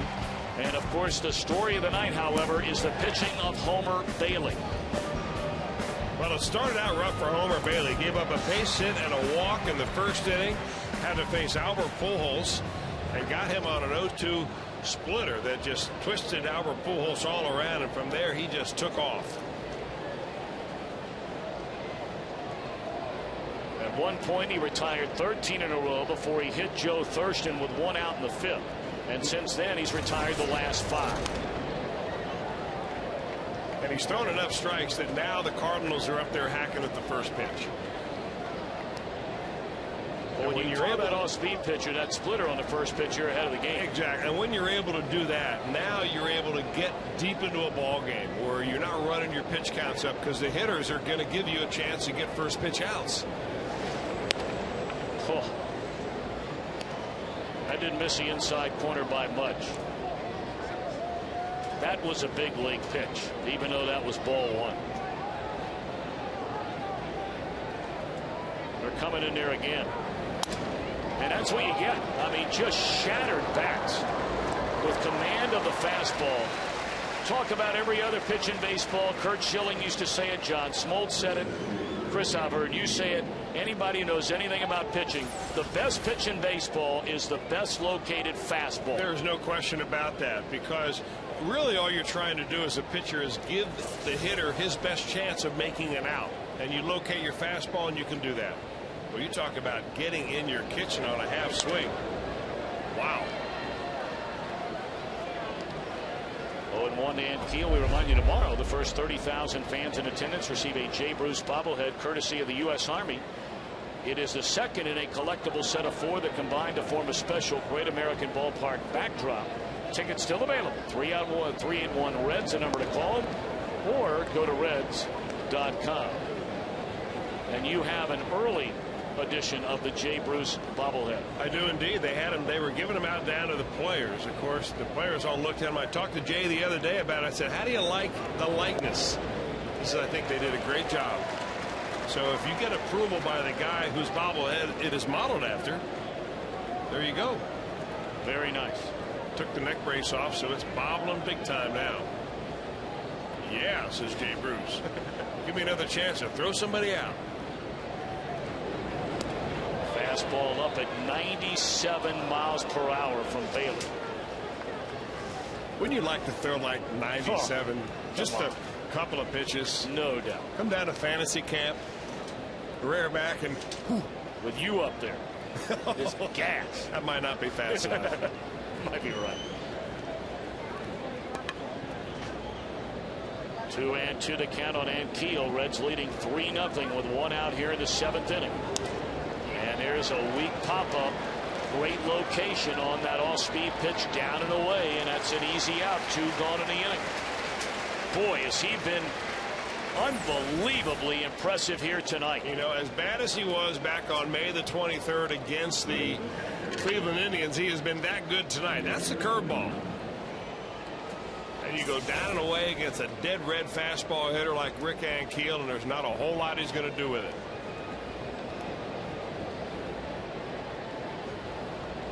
Bailey's spot is due to lead off the bottom of the 7th inning, but I don't know what would give you any idea, barring any trouble here in the top of the 7th, why you would even remotely consider taking him out of a game. Well, certainly not his pitch count. No. Less than 90 right now.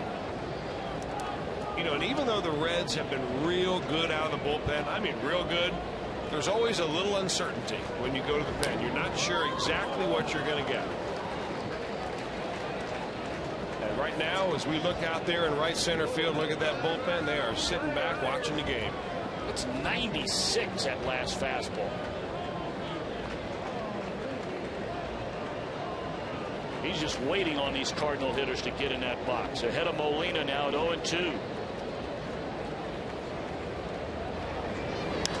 Blasted into left field, and the Cardinals are they on the board? No, it's off the wall. Back to the infield.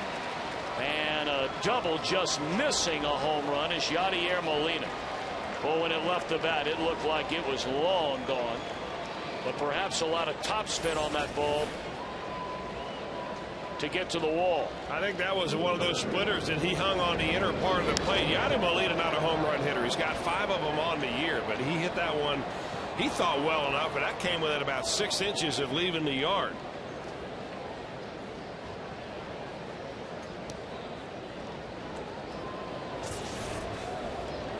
Well, it's amazing what one swing can do to change the complexion of an inning. All of a sudden now you have Thurston, not known as a home run hitter. He only has 1. Popped up behind the plate and out of play.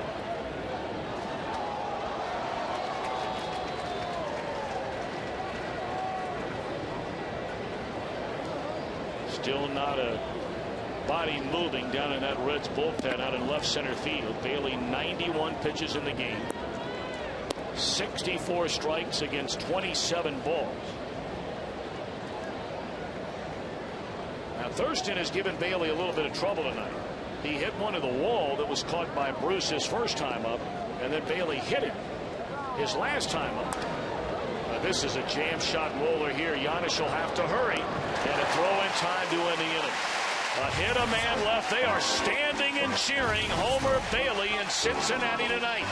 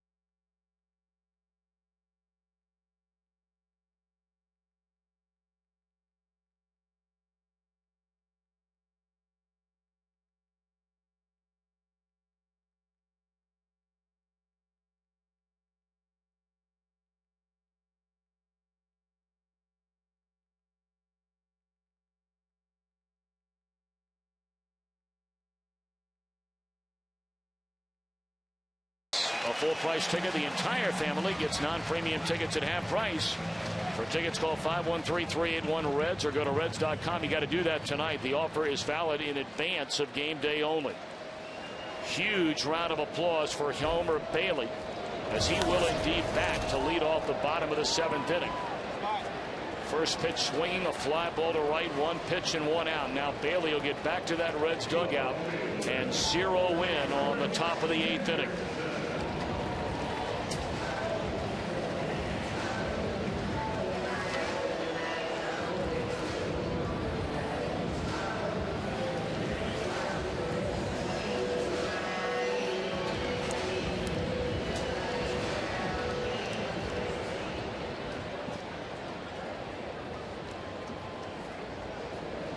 Dickerson a double to lead off the game and scored the first run. Has since bounced to first and grounded to the mound.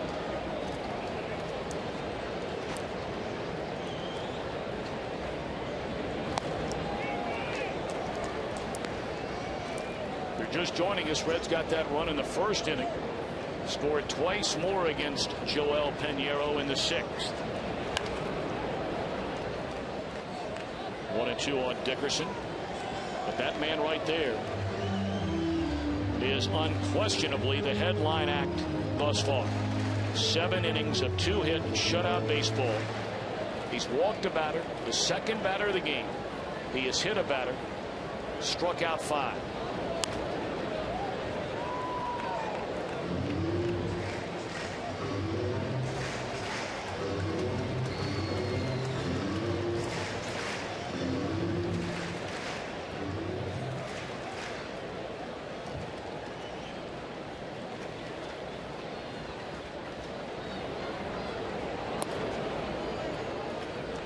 Tom, the Reds get Edinson Volquez back, and he had a great 5-minute throwing session today. So he's a ways away. Say he's a month away, 3 weeks away.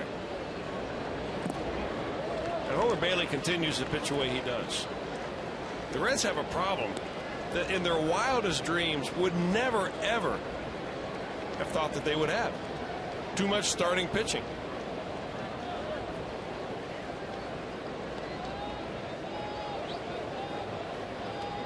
3-2 on Dickerson, and that one is lined into center field. Caught by Anke. 2 gone.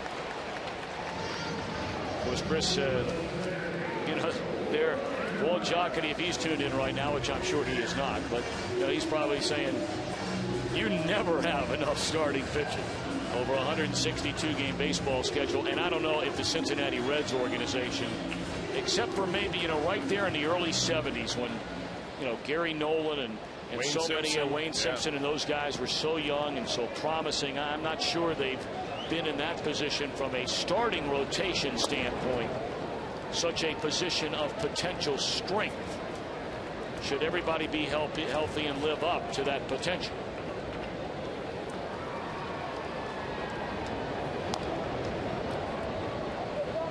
It's been a very good night for Willie Taveras. That bunt single, which led to the hurried throw by Thurston in the first inning, allowing Dickerson to score. And then he singled to start the 2-run 6th inning. Make no mistake about it. Through all the rough times that Willie Taveras has gone through really since about the 3rd week of May, when the Reds were playing their best baseball this season, when they ripped through Arizona the 2nd week of May in a 3-game sweep to go to 6 games over 500. Taveras was the man in the middle of all. He had a 5-hit night in Arizona, if I'm not mistaken.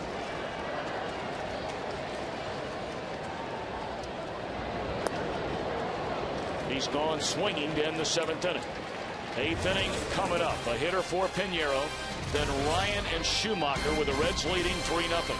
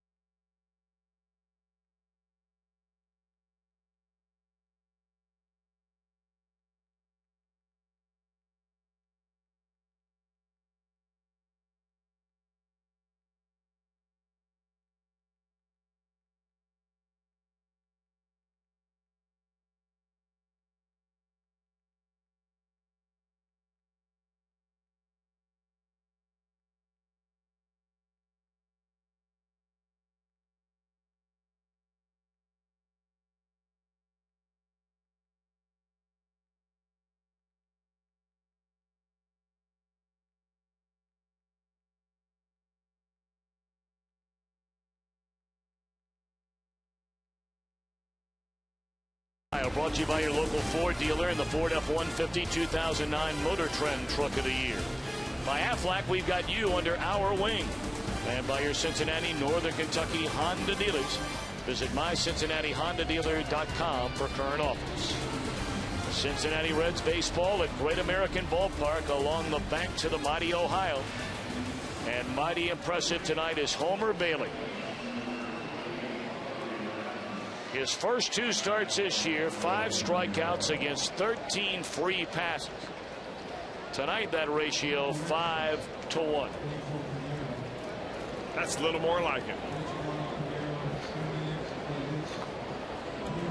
Pinheiro finished for the night. Colby Rasmus, rookie outfielder, will bat for him. And there's a first pitch fastball. And Bailey wondering where that is. Ball 1 to Rasmus, who leads in virtually every major offensive category among all rookie players in the National League. Swung on and fouled out of play. Now, granted, he doesn't lead in batting average, but everything else number 1. Home runs, RBIs, hits, multi-hit games, extra base hits. Ryan Hannigan of the Reds would lead all rookies in batting average at .336.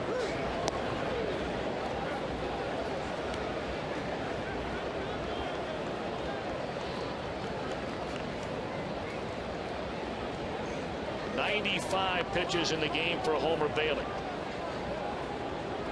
It's 2-1 on Colby Rasmus. Pull to the right side. Phillips can't get to it. A base hit. 3rd hit of the night for the Cardinals, and I would imagine the bullpen will start cranking it up shortly.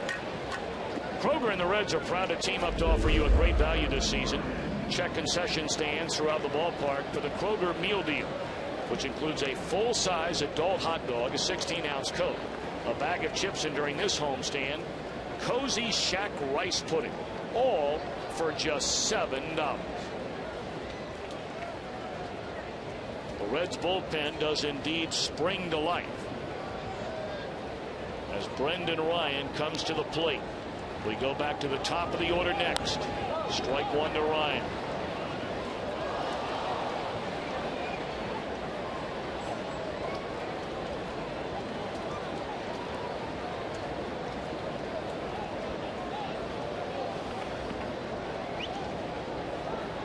Arthur Rhodes, left-hander. David Weathers, the right-hander. Throwing in the Reds bullpen. We're in the top of the 8th inning. Rasmus, a pinch hit single to lead it off. Runner goes, and a fly ball into right. Bruce has got it. He's going to fire and make Rasmus get back there. He better hurry, young man. 1 away in the inning.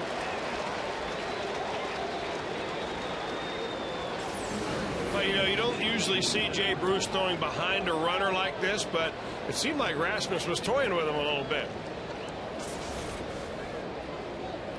Rasmus, an outfielder, maybe a little good-natured tease.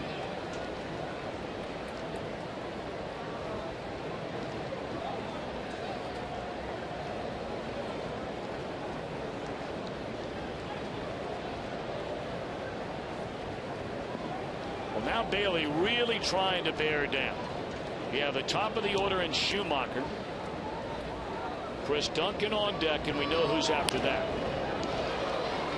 You don't want to see Pujols come to the plate in this 8th inning. Strike 1 to Schumacher.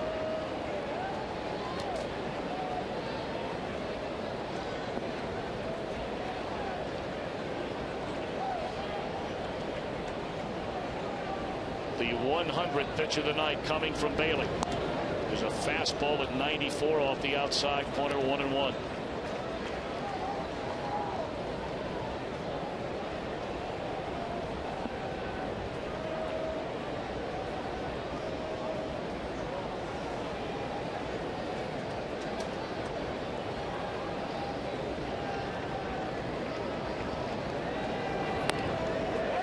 Check swing on a pitch up, and they say he did not go around.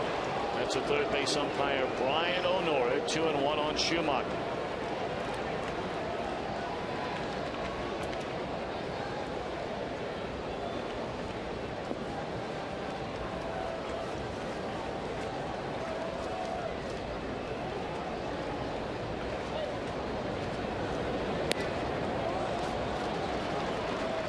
3-1. Well, Dusty Baker leans over his left shoulder, has a few words for pitching coach Dick Pohl. This may be the final batter of the night for Bailey. You have a left-handed hitter in Duncan next. And you have Arthur Rhodes ready in the bullpen. 3-1 pitch. Is ball 4, and the tying run will come to the plate. And that's going to do it, it looks like, for Homer Bailey.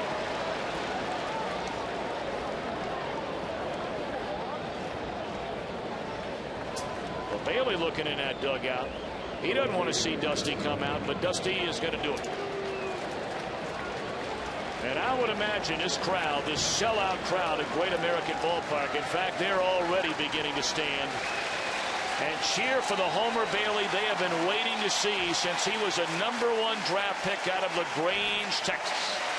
And boy, was he tough tonight.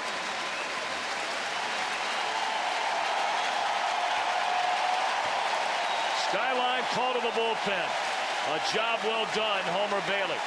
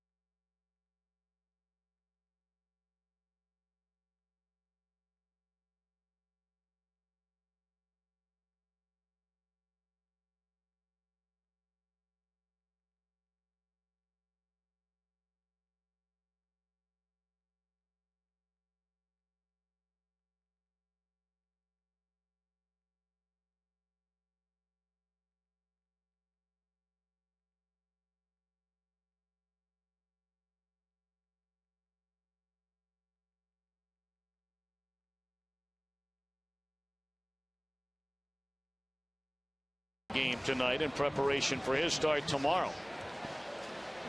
But Homer, after the walk to Schumacher, we told you he was looking in that dugout, and when he saw Dusty come out, that's a reaction. But once he got back in the dugout, Dusty got back in there. A big hug, a handshake, pat on the shoulder. And now the Reds go to their bullpen. See the numbers on Bailey. Tying run coming to the plate. Batting for Chris Duncan is Jared Hoffpower, a right-handed batter, and Rhodes misses outside, ball 1.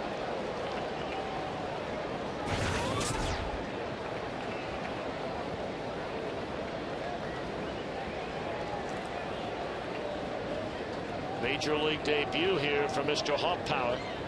Pitch on the way from Rhodes is outside. Now Arthur, who has had a spectacular year. I mean, there's no other word to describe the season so far for Arthur Rhodes. But his last time out felt like he was squeezed by the home plate umpire that day, Hunter Wendelstedt. He walked 2 batters after allowing a bunt single and had to pitch out of a bases loaded jam because of the wildness. And he's fallen behind 3-0 to the first batter he faces.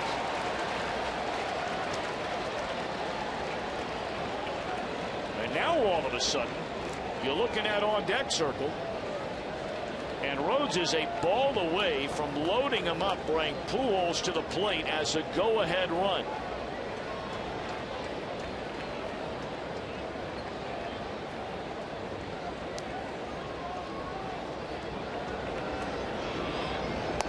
And he walks him on 4 consecutive pitches, and now Dusty will contemplate a decision here. When you look at the career numbers for David Weathers against Arthur Rhodes, you don't like what you see.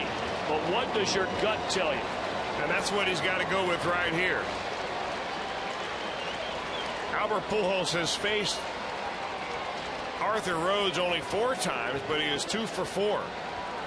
The decision on Dusty Baker's mind is what will he do against David Weathers. Weathers he's faced a lot, 18 times overall, but he is 9 for 18 with 2 home runs, batting an even .500 off the Reds right-hander. So that's what's going through the mind of Dusty Baker right now as he makes a decision whether to take Arthur Rhodes out and bring David Weathers in. And here comes Weathers from the bullpen.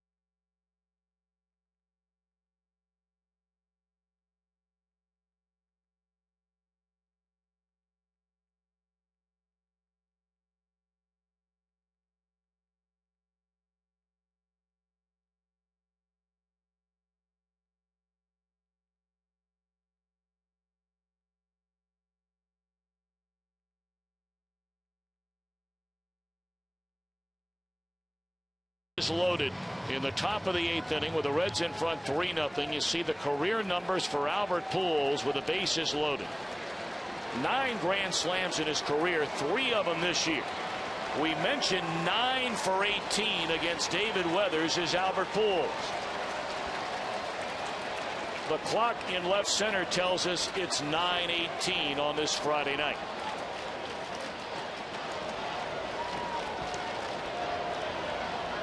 And that's what Weathers hopes Pujols is after this at bat.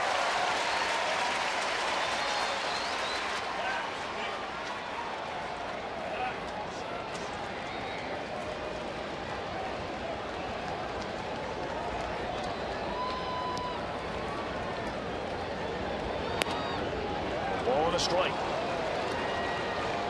Well, David Weathers' out pitch to right-handers is a slider away. And Albert Pujols does not go to the plate without a game plan. And the reason he took the first pitch fastball was probably because he was looking for a slider.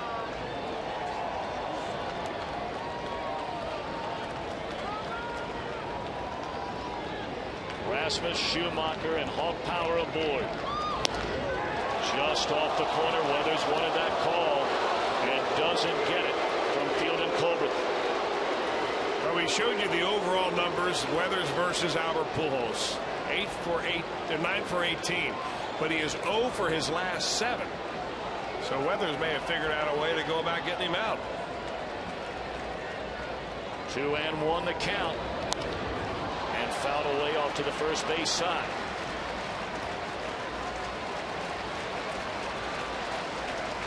Boy, staying away and staying away.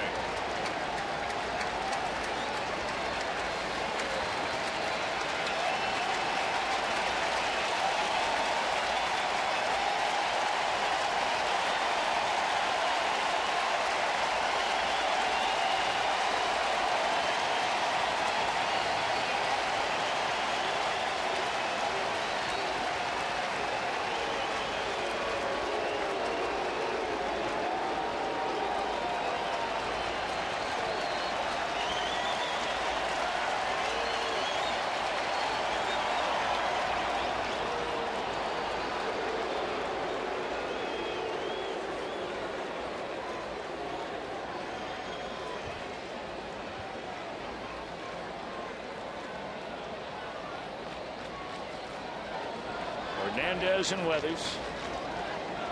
A very brief conversation before this 2-2 pitch to Albert Pujols with the bases loaded.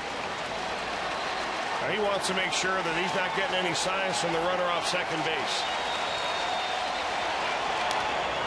Popped him up into foul ground. Does Votto have room? No. Just beyond his reach.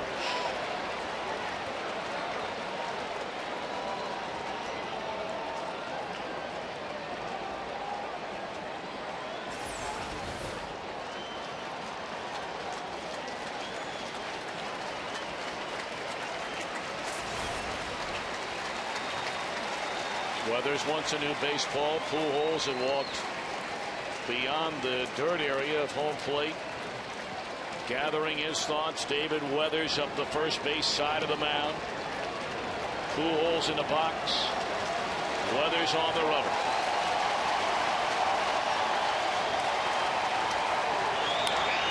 Into left center field, hit a ton. And that is a grand slam by Albert Pujols. The amazing Albert Pujols to give the Cardinals a 4-3 lead in the 8th.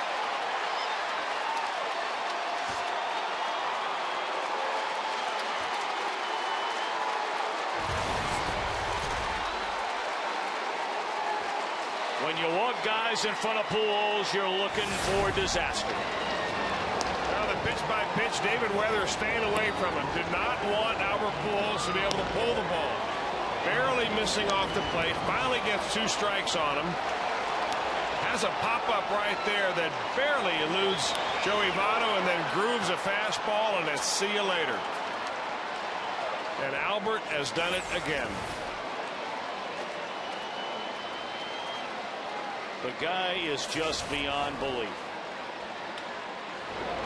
There's a weak tapper to Ryan Ludwig to Phillips. For the second out of the inning, Pujols now with 31 home runs and 81 runs batted in.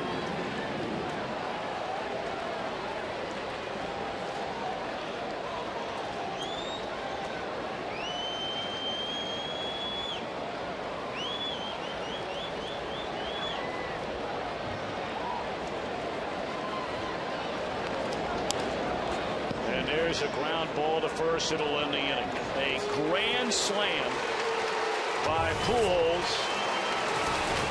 to give St. Louis at the end of 7 1/2 a 4-3 lead.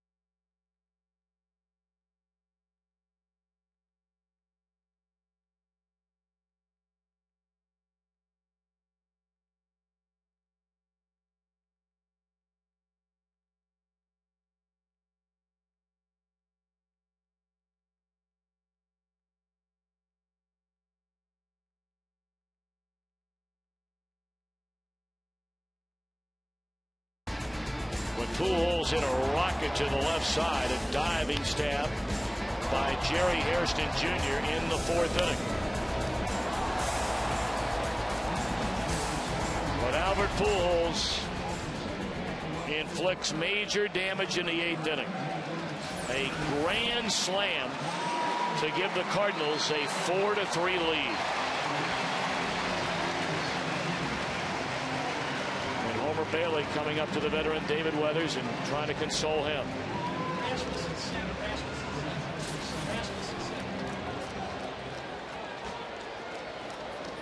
Well, it's a 1-run lead for St. Louis. They still have little ways to go in this game, as Josh Kenny now takes over on the mound for St. Louis, and that one is ripped into right, and that is a base hit for Joey Votto, and very fortunate to keep that ball in front of him, Ryan Ludwig.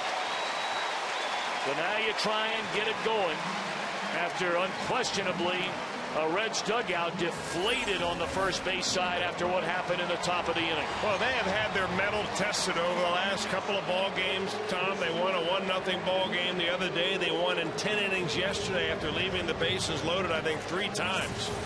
So coming from behind recently for this ball club is nothing new. They just got to climb that mountain one more time.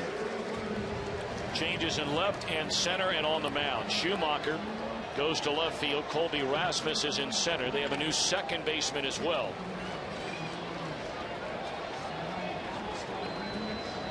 Where Jared Hoffpower takes over for Schumacher. See the numbers on Kenny, only his 10th game, and he has been hit and hit hard in 8 1/3 innings. 6 walks. Here's Brandon Phillips, 1 for 3, an RBI double, and scored in the 6th inning, and he takes down low, 2 balls and no strikes.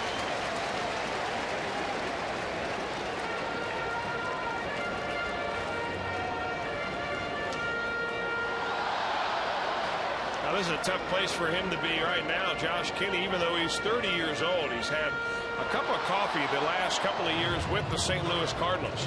21 games in 06. He was up for 7 games last year. But he has spent the far majority of his professional career in the minor leagues.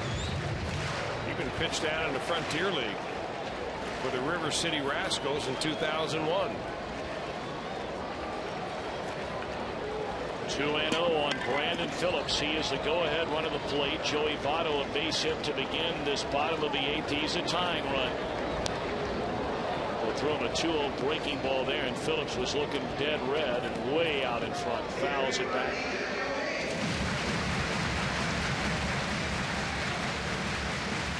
The left-hander Dennis Reyes throwing in the bullpen.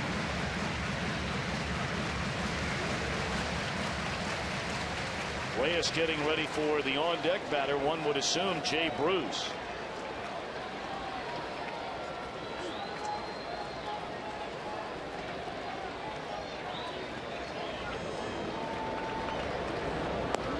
What a breaking ball that is by Kenny. That kind of locked up Brandon Phillips. Not a lot of break on it, but check out the splits. Although the small sample size, overall he's only faced 34 batters, but right-handers have absolutely annihilated him. I would imagine he's hung a couple of those breaking balls. And that was a hanger right there if you wanted to stay in on it. 2-2 on Brandon Phillips.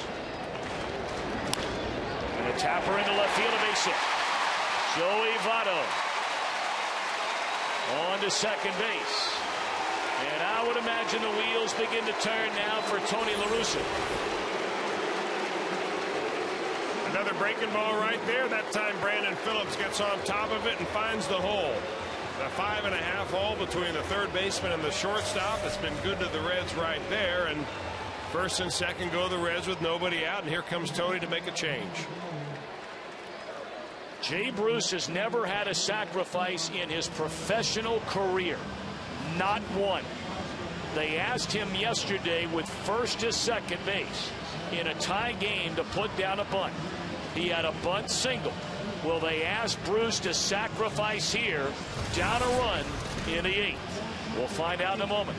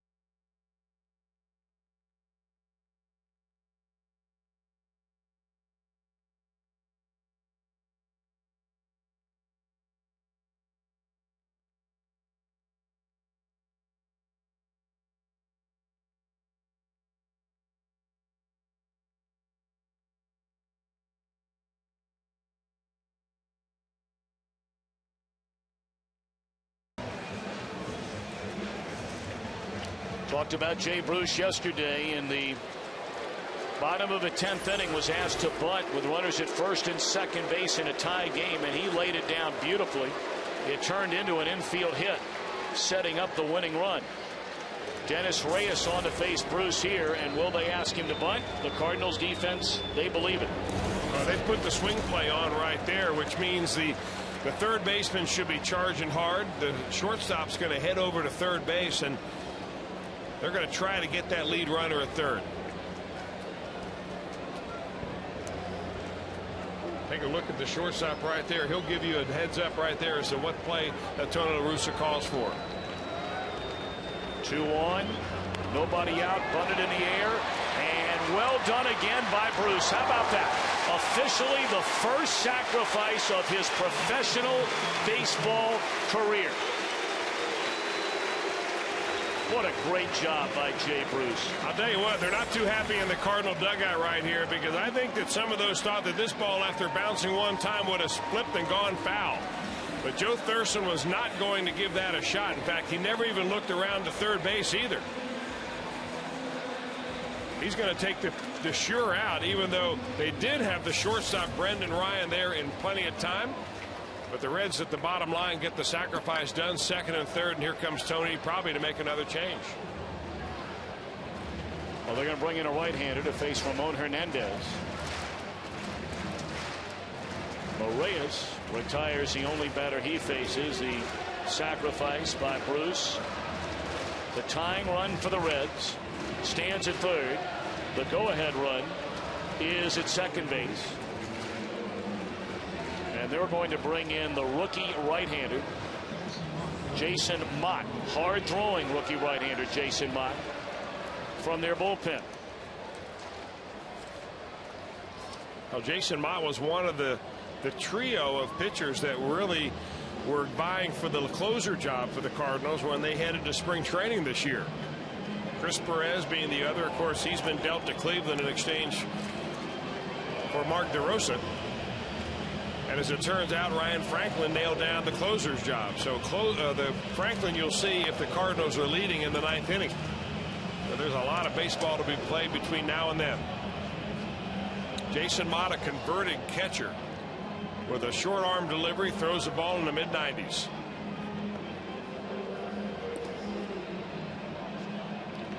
Of course, yesterday the heroics by for the game-winning hit, Joey Votto. And that's the way it ended in the bottom of the 10th inning. The Reds looking for more heroics here tonight.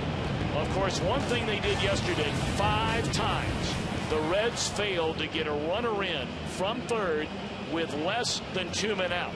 And unfortunately, that has been a disturbing pattern for this team this season. Among all National League teams, the Reds have the 4th worst percentage at barely over half the time getting a runner in from third with less than 2 men out. Ramon Hernandez tries to change that right here and right now, and what a huge at bat this becomes for the veteran Reds catcher.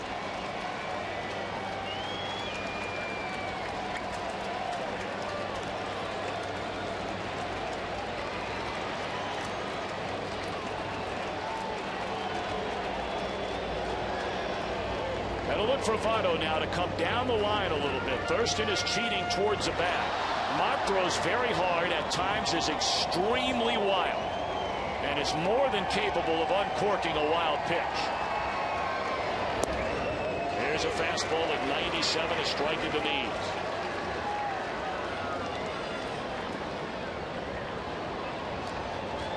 Now the guy who's tough on right-handers, as you can see, less than 220 in the batting average. Cardinal infield conceding the run except on the corners, and this will get the job done to tie the game. Ramon Hernandez throw into third, and Phillips just does beat it. A sac fly RBI, and the Cincinnati Reds are off the mat yet again. You brought it up, Chris Welsh. This team has had an unbelievable ability to take a hit and get back up. Well, Ramon Hernandez needed one deep enough to be able to get Joey Votto in. Not only that, but he also got the runner over to third in the presence of Brandon Phillips. So we're all back at square one. Got to give this team a lot of credit for that. They've had their ups and downs, but boy, this team, they have shown a tremendous amount of fight this season. Well, they're going to intentionally, what are they doing here? They're going to appeal. Okay, they're going to appeal the throw at second base. And no. I got to wonder, are they going to pitch to Jerry Hairston here, who's 3 for 3 in the game with Paul Janisch on deck, or would the Reds hit for Janisch and bring in a left-handed batter? Well, they have some left-handers to choose from in there, and I imagine that that's exactly what Tony La Russa is thinking. Do you want to face Jerry Hairston here, righty-righty, with Mott holding righties to a .219 average? Or you want to bring in a left-hander, saying Lance Nix? This is the time of game when managers really kind of choose their matchups. And most of them have it figured out ahead of time. 1-0 the count on Hairston. Go ahead, run at third. And it's fouled out of play. He had a pitch to hit right there. Well, he loves the high fastball. Jerry Hairston, probably one of the better high fastball hitters the Reds have. Actually, that ball's a spinner that was up and out of the zone. Got away with one, did Mott. Hairston, an infield hit in the second, a double off the left field wall down the line in the fifth, an RBI single to center in the sixth inning. Fastball away.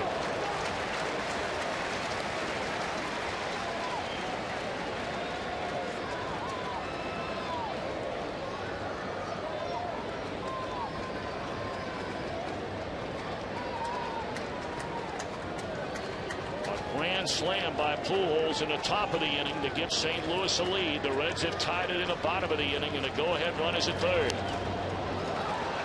Pitch on the inner part of the plate, and again that looked like another hanger by Mott. Yeah, he wanted it away. Yadier Molina did. He was set way up outside on the first base side of home plate. Watch where Molina is set up. I mean, here's the edge of the plate, and that ball misses way up inside right there.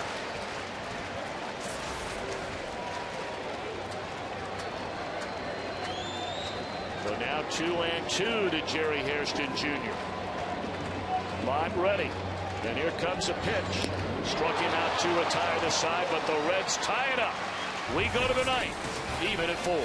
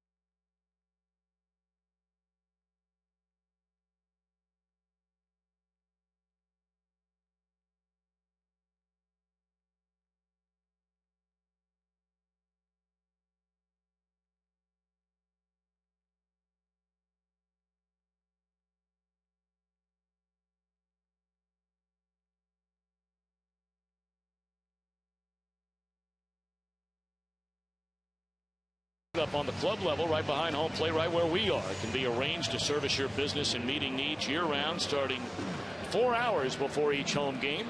For more information, contact the Reds Special Events Department, 513-765-7065. Tom, before we get too far, and we are in this ball game already, we'll want to send up a big Reds welcome home to a young 13-year-old youngster, baseball player Cole Schlechner, who was hit on top of the head and was welcomed home yesterday from Children's Hospital after a long time in the hospital. And we know you're doing well, Cole, and we know that you're hanging in there and watching Reds baseball. And Scott and Wendy, who spent 46 nights alternating back and forth in the hospital room there at Children's with that great staff and all the great doctors and nurses and therapists. And we wish you the best, young man. And when you feel well enough, come on by and see us. Amen. Come on up here to the booth and visit us. We'd love to have you. Well, now Nick Massett comes on from the Reds bullpen in a 4-4 game in a wild 8th inning. Homer Bailey cruising along with a 3-0 lead. Allowed a leadoff single, then got an out. And then after a walk to Skip Schumacher, Dusty Baker turned it over to what has been the best bullpen in the National League this season. Arthur Rhodes came in, walked the only batter he faced, and then on a 2-2 pitch, David Weathers against Albert Pujols, a grand slam. And now Massett has come in and fallen behind Yadier Molina 3-0. Now the strength of this ball club has been relief pitching, namely Rhodes, Weathers, Massett, and Cordero. And you got to throw Herrera in there. Yeah, absolutely right. But I mean, towards the end of the ball game, rarely have we seen Herrera when the team is winning or tied from the 7th inning on. 3-1 on Yadier Molina. Now back out of play. I guess the point I was getting to, Tom, is that there always, no matter how good you think you're going, and you have been, and you've got the numbers to prove it, there is always a level of uncertainty when you go to the pen. Well, you said that before that 8th inning ever occurred. All it takes is one pitch. And unfortunately for David Weathers, who is having a great year. Yep. That one pitch was against the best player in the game. He's certainly the best clutch player in the game. Massett somehow, some way gets a glove on it and throws out Molina. Was it his glove or was it a part of his body that took the full velocity of that baseball?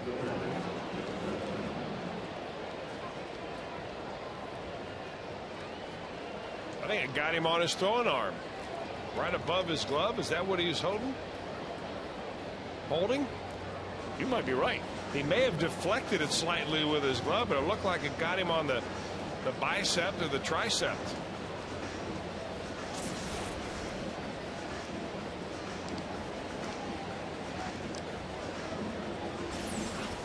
Man, oh man, that was a rocket shot.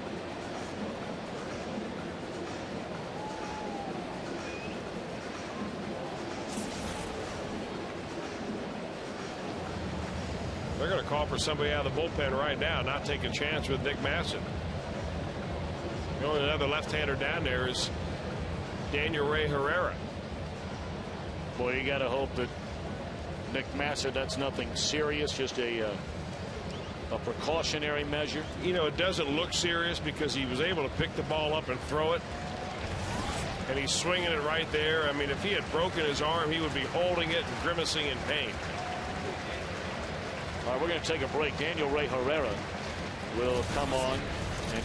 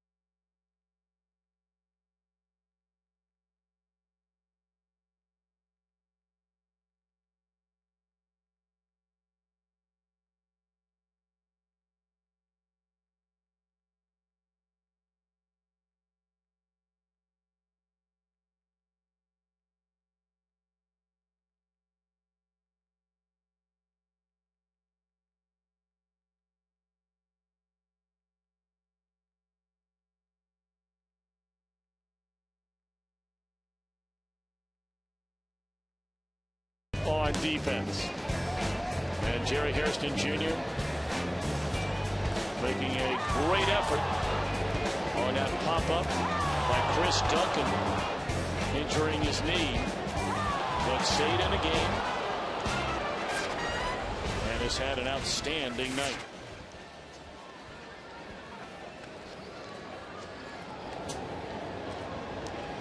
So now Daniel Ray Herrera will come on to face left-handed batting Joe Thurston, taking over for Nick Massett, who took that line drive off the tricep-bicep area.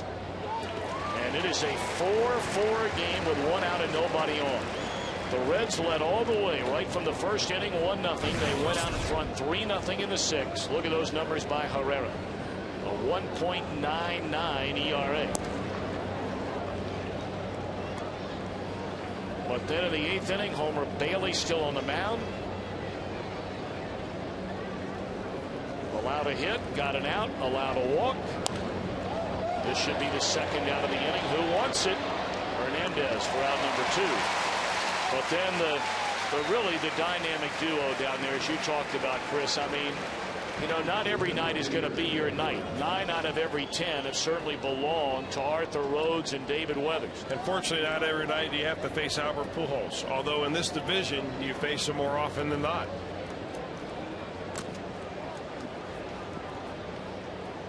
Now, you know, there comes a point in time where, you know, you ask yourself the question, and I know you brought it up even in between innings. You know, would you ever think about walking Pujols with the bases loaded? And some out there might say that's blasphemy. I saw a man do it to, at the time, the biggest offensive force in the game. And that was Barry Bonds. In the 9th inning of the game, Buck Showalter, the Arizona Diamondbacks manager, intentionally walked Barry Bonds with the bases loaded. The Diamondbacks were able to retire the next batter on a fly ball to right field to end the game and win the game. That was as gutsy a move as maybe the gutsiest move I've ever seen a manager make. Now, that Arizona team was not a contending team. Now, he caught a lot of flack for that around baseball, but the bottom line was who won the game. That's exactly right. And that's what you're there for. Everybody can talk about that other nonsense. Now, if they get beat, you'll take the hit. That one lined into right field, a base hit by Colby Rasmus. Boy, does he have a nice swing. Came on as a pinch hitter and started that 4-run 8th with a hit. Now, we've seen the first series with the Cardinals and what a good fastball hitter he is, and he hung in there very nicely on a whole variety of breaking balls from Daniel Ray Herrera.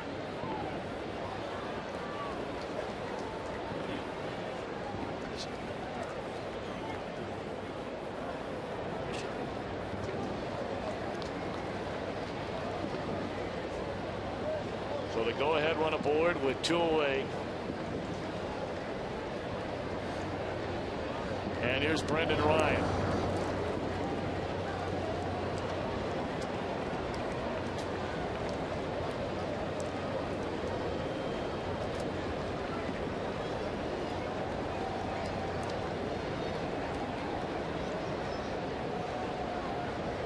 Herrera the pitch, and it's off the inside corner.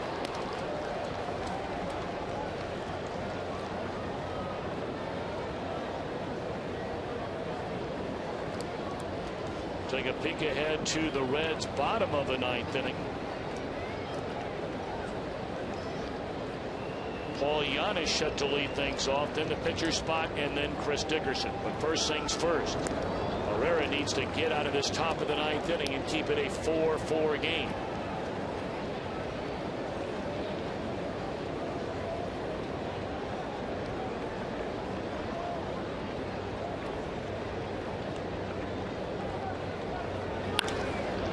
It into left field. So now Herrera will face a left-handed batter in Skip Schumacher.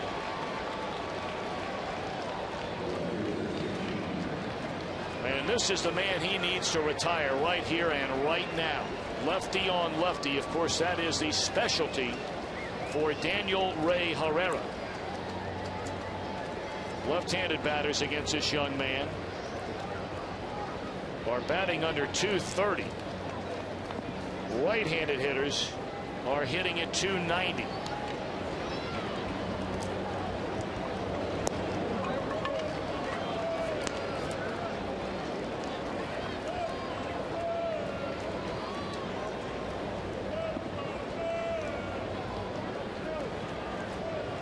Well, the highs and lows this Reds team has gone through in the last 3 days is just numbing. 2-0 to count. Even this 9th inning. I mean, one of your stalwarts down there in the bullpen, right after you tie the game, he gets some momentum, and he takes a line drive off the arm and has to leave the game. 2-0 pitch. Nowhere near the strike zone.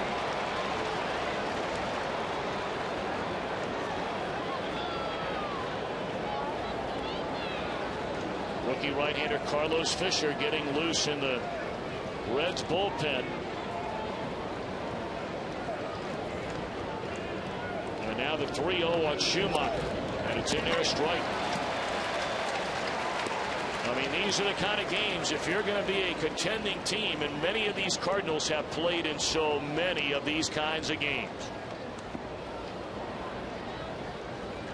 These are the kind of games you're going to play in. And if you want to be right in the heart of it, you got to be able to win these games, and it's 3-2 now on Schumacher.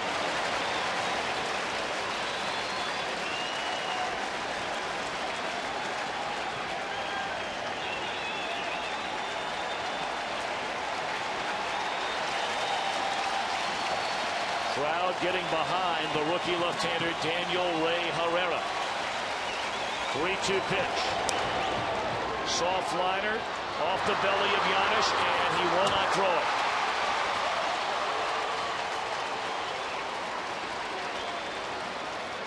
Herrera made the pitch to get out of the inning. And on the short hop, Giannis can't field it cleanly. I'm sure they'll score to hit. One of those off the end of the bat, he charges it, and he just takes kind of a short hop right there, spun off on him, and he gets a... I'm not sure. This probably ought to be an error, because he can't, if he fields that ball cleanly, he's able to come up throwing.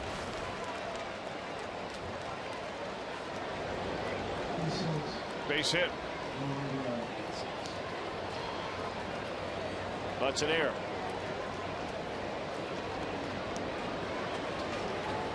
Oh, E6. I thought he said base hit.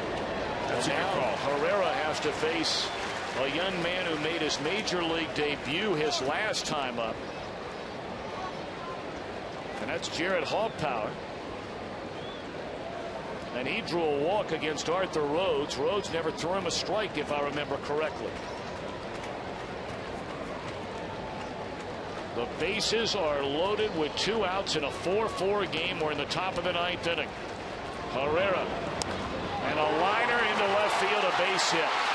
2 runs are going to score.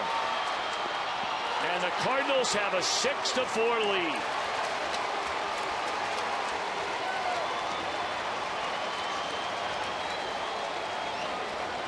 Well, the Reds bullpen, which has been the best in all the National League, has really let this team down tonight.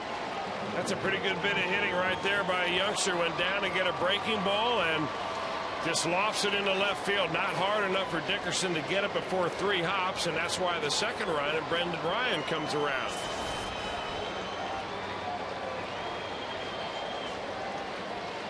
And it doesn't get any easier from here, because you know who is coming to the plate.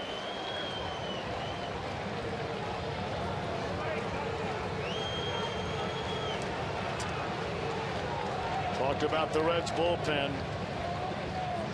The best in all of the National League statistically going into the game tonight. The bullpen gave up 2 of the 4 runs in the 8th inning. 2 more runs, albeit unearned runs, here in the 9th inning.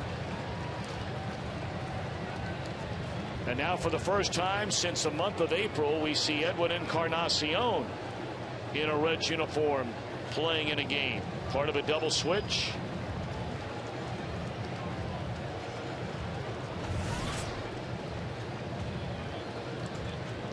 So Carlos Fisher summoned from the bullpen. 2 on, 2 out. Pujols coming up. St. Louis with a 2-run lead.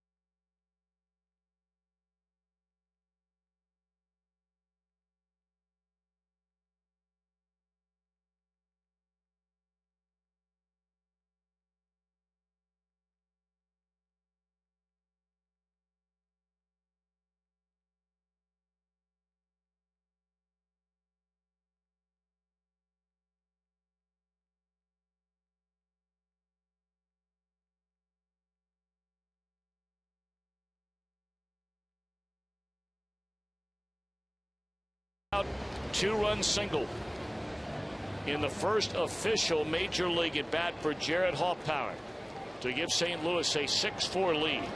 And now on to face Albert Pujols, who hit a grand slam his last time up. The rookie right-hander Carlos Fisher.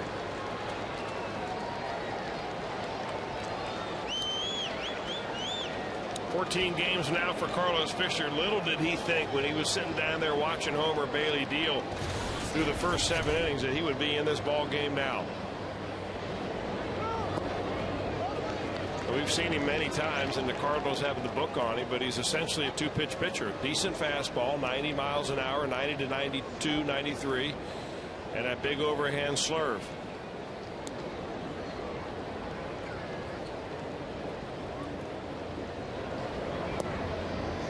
Two and 0. Daniel Ray Herrera in 2/3 of an inning gives up 3 hits. They have the air behind it by Giannis. A huge play in this inning with 2 on and 2 men out. A soft liner by Schumacher on a 3-2 pitch, and Giannis could not make the play on a short hop. Not an easy play, not a routine play, certainly, but certainly one that was needed to be made. As it stands now, the 2 runs the Cardinals have scored unearned. Little consolation if you're trying to get the win. Well, the Reds will have one more shot at him. They're hoping down by only 2. It's going to be more than that. Down the left field line, extra bases for Pujols. Another run will score, and it's a 3-run lead. Pujols in the last 2 innings has knocked in 5 runs. We said it earlier, the best clutch player in the game. And there is no debate about that whatsoever. If they say the best players in a game are Alex Rodriguez and Albert Pujols, the major league difference between the two, doing it when it matters the most. Well, he has mattered tonight. In fact, he has been all the Cardinals have needed tonight. That ball took such a nasty hop on Encarnacion that he had no chance of getting this ball. I don't know if I can hit a sewer lid down there.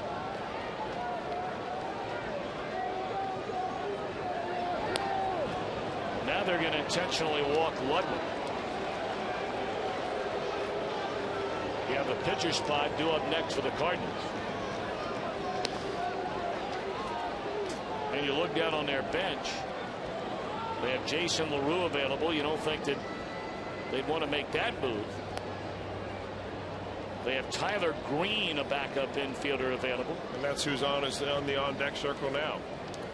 Mark DeRosa, of course, has an injured wrist, and so they think he'll miss maybe the whole weekend. We'll have to wait and see.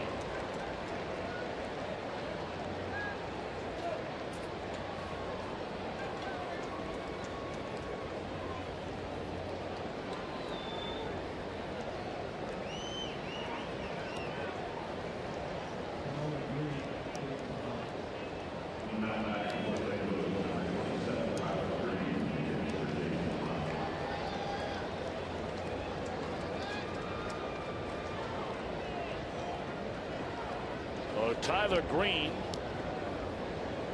who made his major league debut on April the 30th this season, looks at ball one up and in.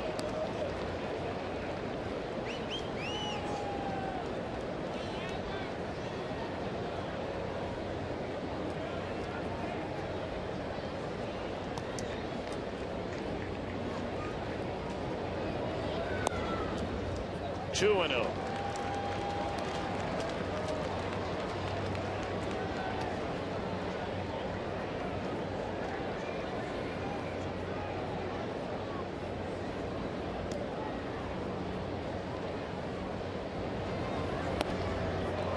Green helped him there, chasing ball three. Again, the Reds in the bottom of the ninth will have Paul Yanish to lead it off, followed by Edwin Encarnacion and then Chris Dickerson. Reds making that double switch, and they took Hairston out of the game after making the final out in the bottom of the eighth inning. 2-2 to Green. You know, Tom, this wasn't the first time that Albert Pujols has stung the Reds. Back in a very well pitched game by Aaron Harang on June the 4th, he decided to pitch to him, and that bomb into the bleachers is really all the Cardinals needed. He was bested that night by Chris Carpenter, and a 2-0 overall win. And boy, it's every time you see this guy come up and swing the bat, it's like a samurai sword, cutting the red legs to ribbons.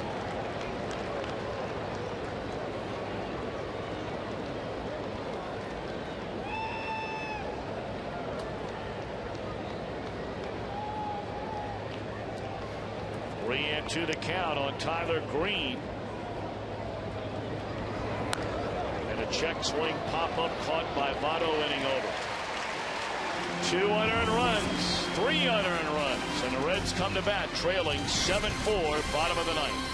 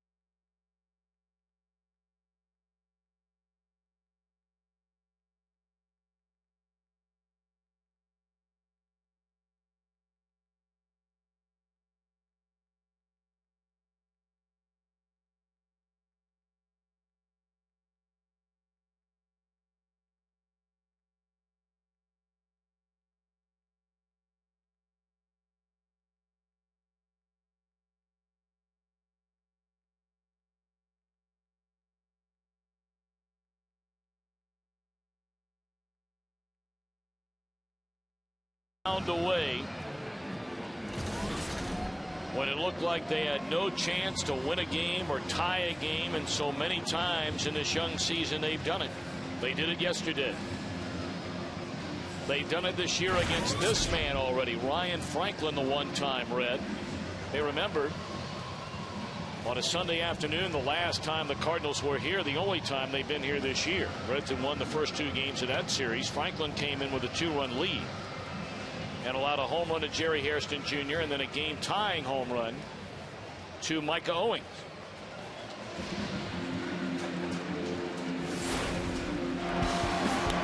Speaking about the Micah Owings home run, there it is right there to tie the ball game up. And you talk about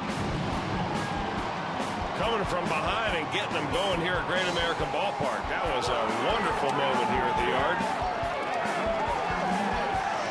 They've got a little farther to go tonight, and as much as they are 3 runs down.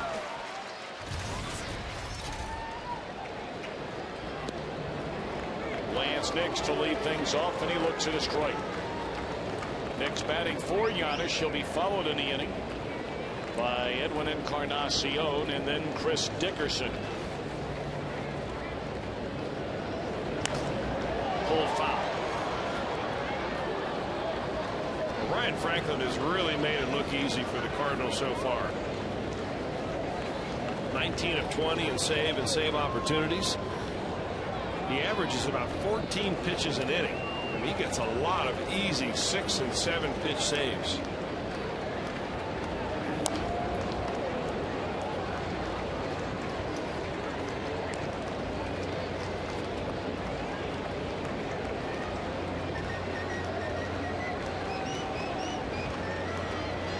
He's one of those few closers, Tom, that would rather see you hit his pitch than miss his pitch.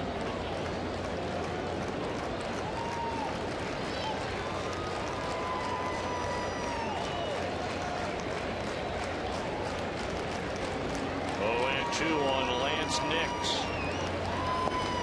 Well, he missed that pitch, and Molina will make sure one away.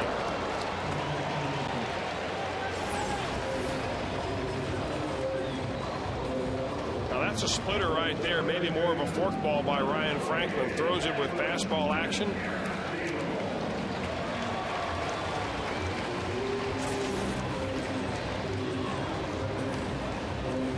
One of his better swings. Well, now Edwin Encarnacion today returned from a rehab assignment and reinstated from the 60-day disabled list.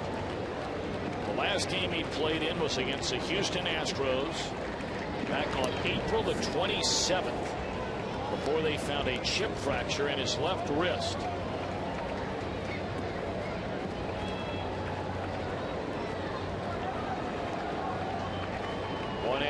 Edwin Encarnacion, and he looks at a strike. Reds a .500 team with Encarnacion on the disabled list, so they were 1 over with it. 1-1 pitch, fouled away.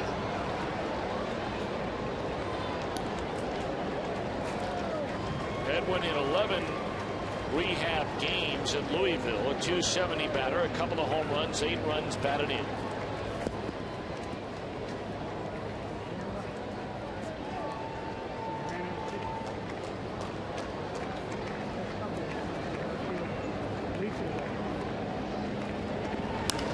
That ball hammered into left field, and it is over the head of Skip Schumacher. So welcome back Edwin Encarnacion. When he went on the DL, he was hitless over a 12 at-bat stretch and only 1 hit in 28 at-bats before he went on the DL. But how about this? They really need him to come back swinging the bat just like he did in this at-bat. He went down and got a low slider right there, and he pokes it over the left fielder's head into the gap for a double. That's the one thing the Reds have really not had, is a power source, other than Brandon Phillips, a power source from the right side of the plate. I mean, obviously what you want to see here, if you're a Reds fan, you want to see Votto come to the plate in this inning to give you a chance. Yep. Which means Dickerson needs to reach, or Taveras needs to reach. Votto ready. Will he get that chance here in the bottom of the 9th inning? Breaking ball, strike 1 to Dickerson. He did not like that call a little bit, and I don't blame him. Boy, nothing real fancy about Ryan Franklin, except he's got 3 pitches: fastball, breaking ball, splitter. He throws them for strikes. Well, that one blown save Franklin has this year is right in this ballpark. Threw a fastball right by Dickerson there. That's the advantage of throwing that real slow breaking ball early on. You velocitize the hitter.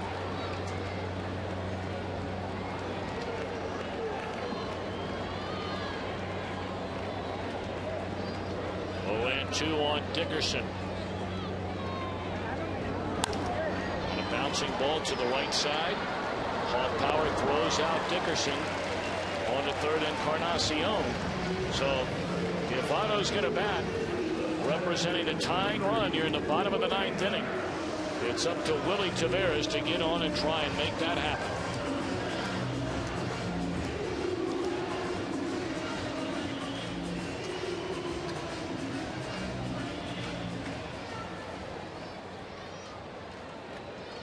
Well, as frustrating as most of the day was yesterday for the Reds, the bottom line is they came away with a thrilling victory in the bottom of the 10th inning.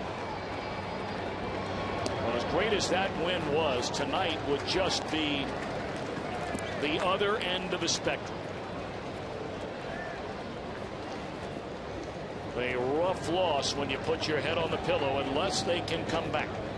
Not over yet. 1-0. It's 2-0.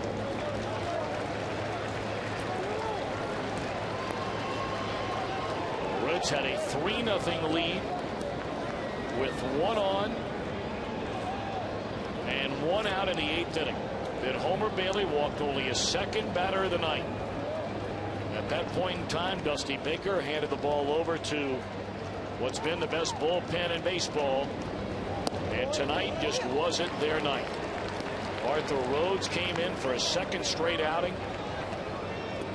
Couldn't find a strike zone. Walked the only batter he faced. David Weathers came in, Pujols grand slam.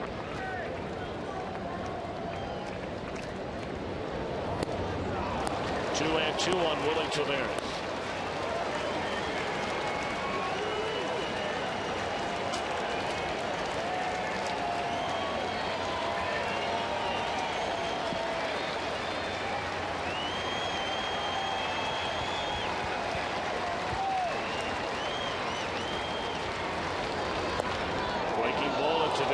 Take that bait, so a full count to the Red center fielder with Votto hoping for that chance in the bottom of the 9th on deck.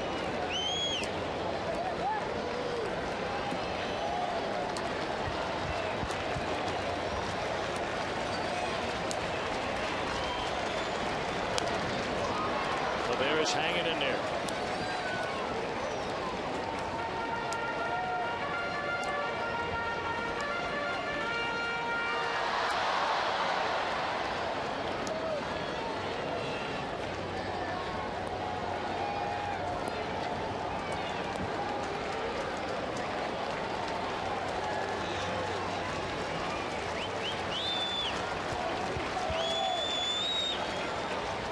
Two on Willie Taveras. Ryan Franklin ready.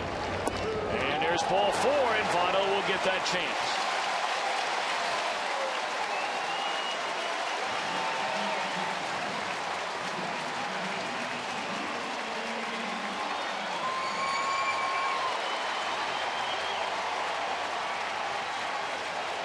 How many times in this young season has this Reds team leaned and leaned so hard on Joey Votto? And now Dave Duncan coming out to the mound and having a lengthy chat here with Mr. Franklin. It almost makes you wonder, you know, would they consider pitching around Votto, even with the Reds leading RBI man on deck, who, if you put Votto on, would represent the winning run if he comes to the plate in Brandon Phillips. I mean, Tony La Russa is not afraid to, you know, think outside the proverbial box.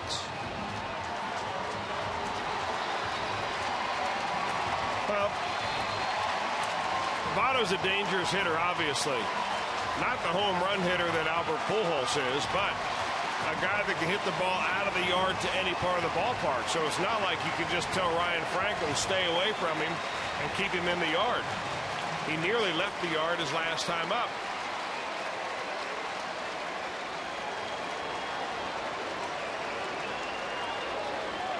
So Votto settling in. Representing a tying run here in the bottom of the 9th inning. Reds down 3. And a first pitch fastball is on the outside corner of strike. He actually nearly left the yard yesterday in a situation like this. The 2 hits and 3 career at bats for Votto against Ryan Franklin.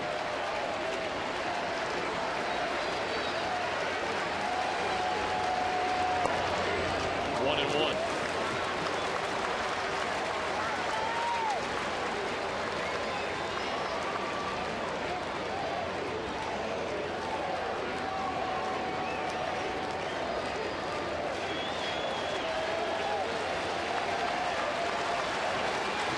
Runners on the corners, 2 away in the bottom of the 9th. And a check swing, he didn't go. They're going to pee. Oh my goodness, you got to be kidding. That is brutal. Absolutely brutal.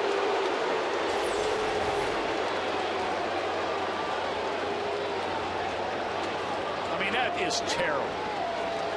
I don't think he went.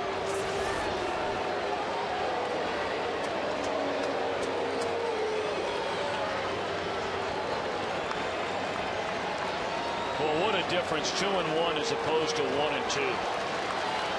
Well, back to the action. 1 ball and 2 strikes on Joey Votto. We'll do it again.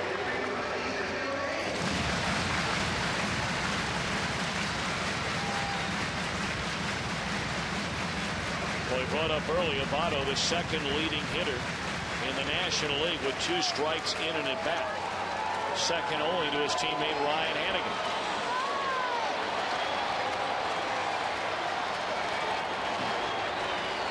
The 1-2 pitch. And Taveras will take second base. Defensive indifference there. Count even at 2-2.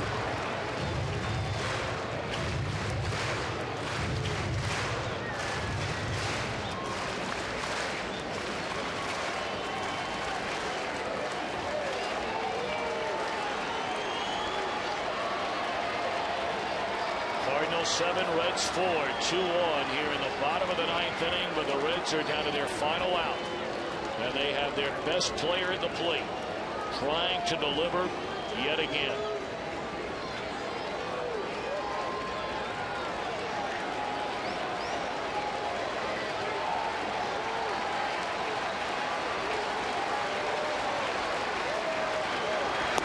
Three and two.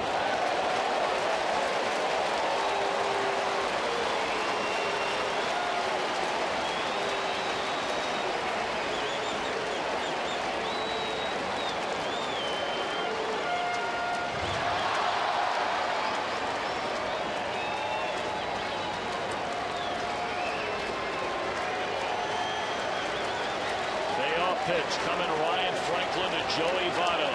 Here it is. We'll do it yet again.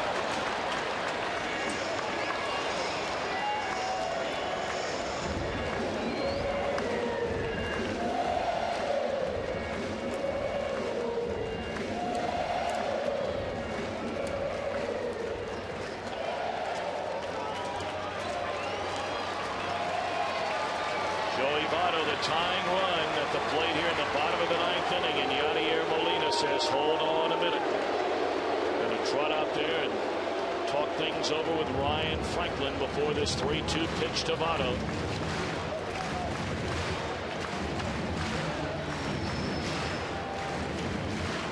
Now you got to figure that if he's going to miss, he's going to miss out of the strike zone. There's no reason now to try to challenge him. Although on deck is Brandon Phillips. Plenty of home run power right there, but certainly in this matchup, the left-hander is favored. Well, again, you know, you can't get much into lip reading, but I mean, he said it 3 times, and you can see it plain as day. Ryan Franklin said fastball 3 times in that conversation. We don't know what Yadier Molina said, but it looked like Franklin said fastball away. Well, he's thrown a lot of breaking balls. Well, they're coming in. Well, let's see what they throw him. That was not a fastball and a check swing. They're not going to ring him up this time. So whatever Molina said is what ultimately won out. And now the tying run is at first. The winning run comes to the plate in Brandon Phillips.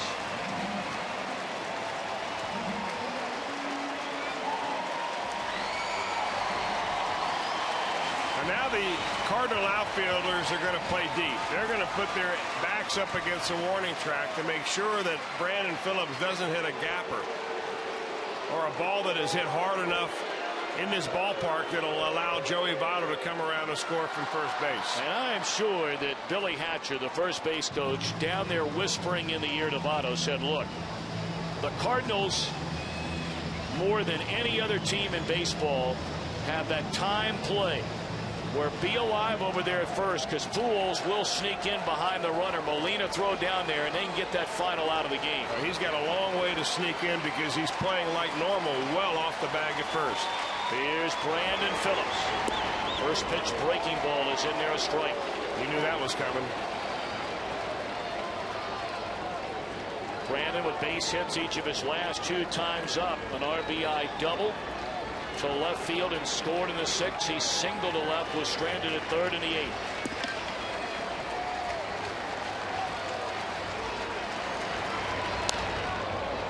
Hit off the end of the bat, foul. And now Phillips in a hole at 0-2.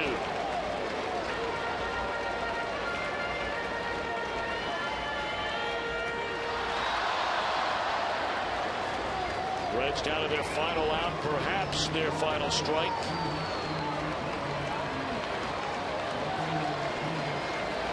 They have the bases loaded with 2 outs, and their leading RBI man of the plate, 53 of them for Brandon Phillips. Here's a pitch. He started 2 and laid off.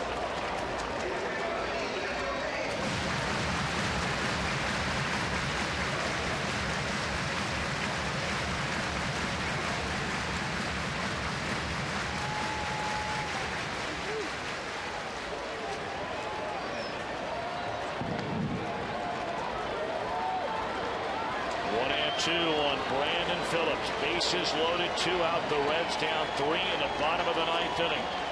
Phillips waits. Struck him out and the game is over. A crushing loss tonight for the Reds. A 3-run lead in the 8th inning. And in the last 2 innings of this game, Albert Pujols knocks in 5 of their 7 runs, including a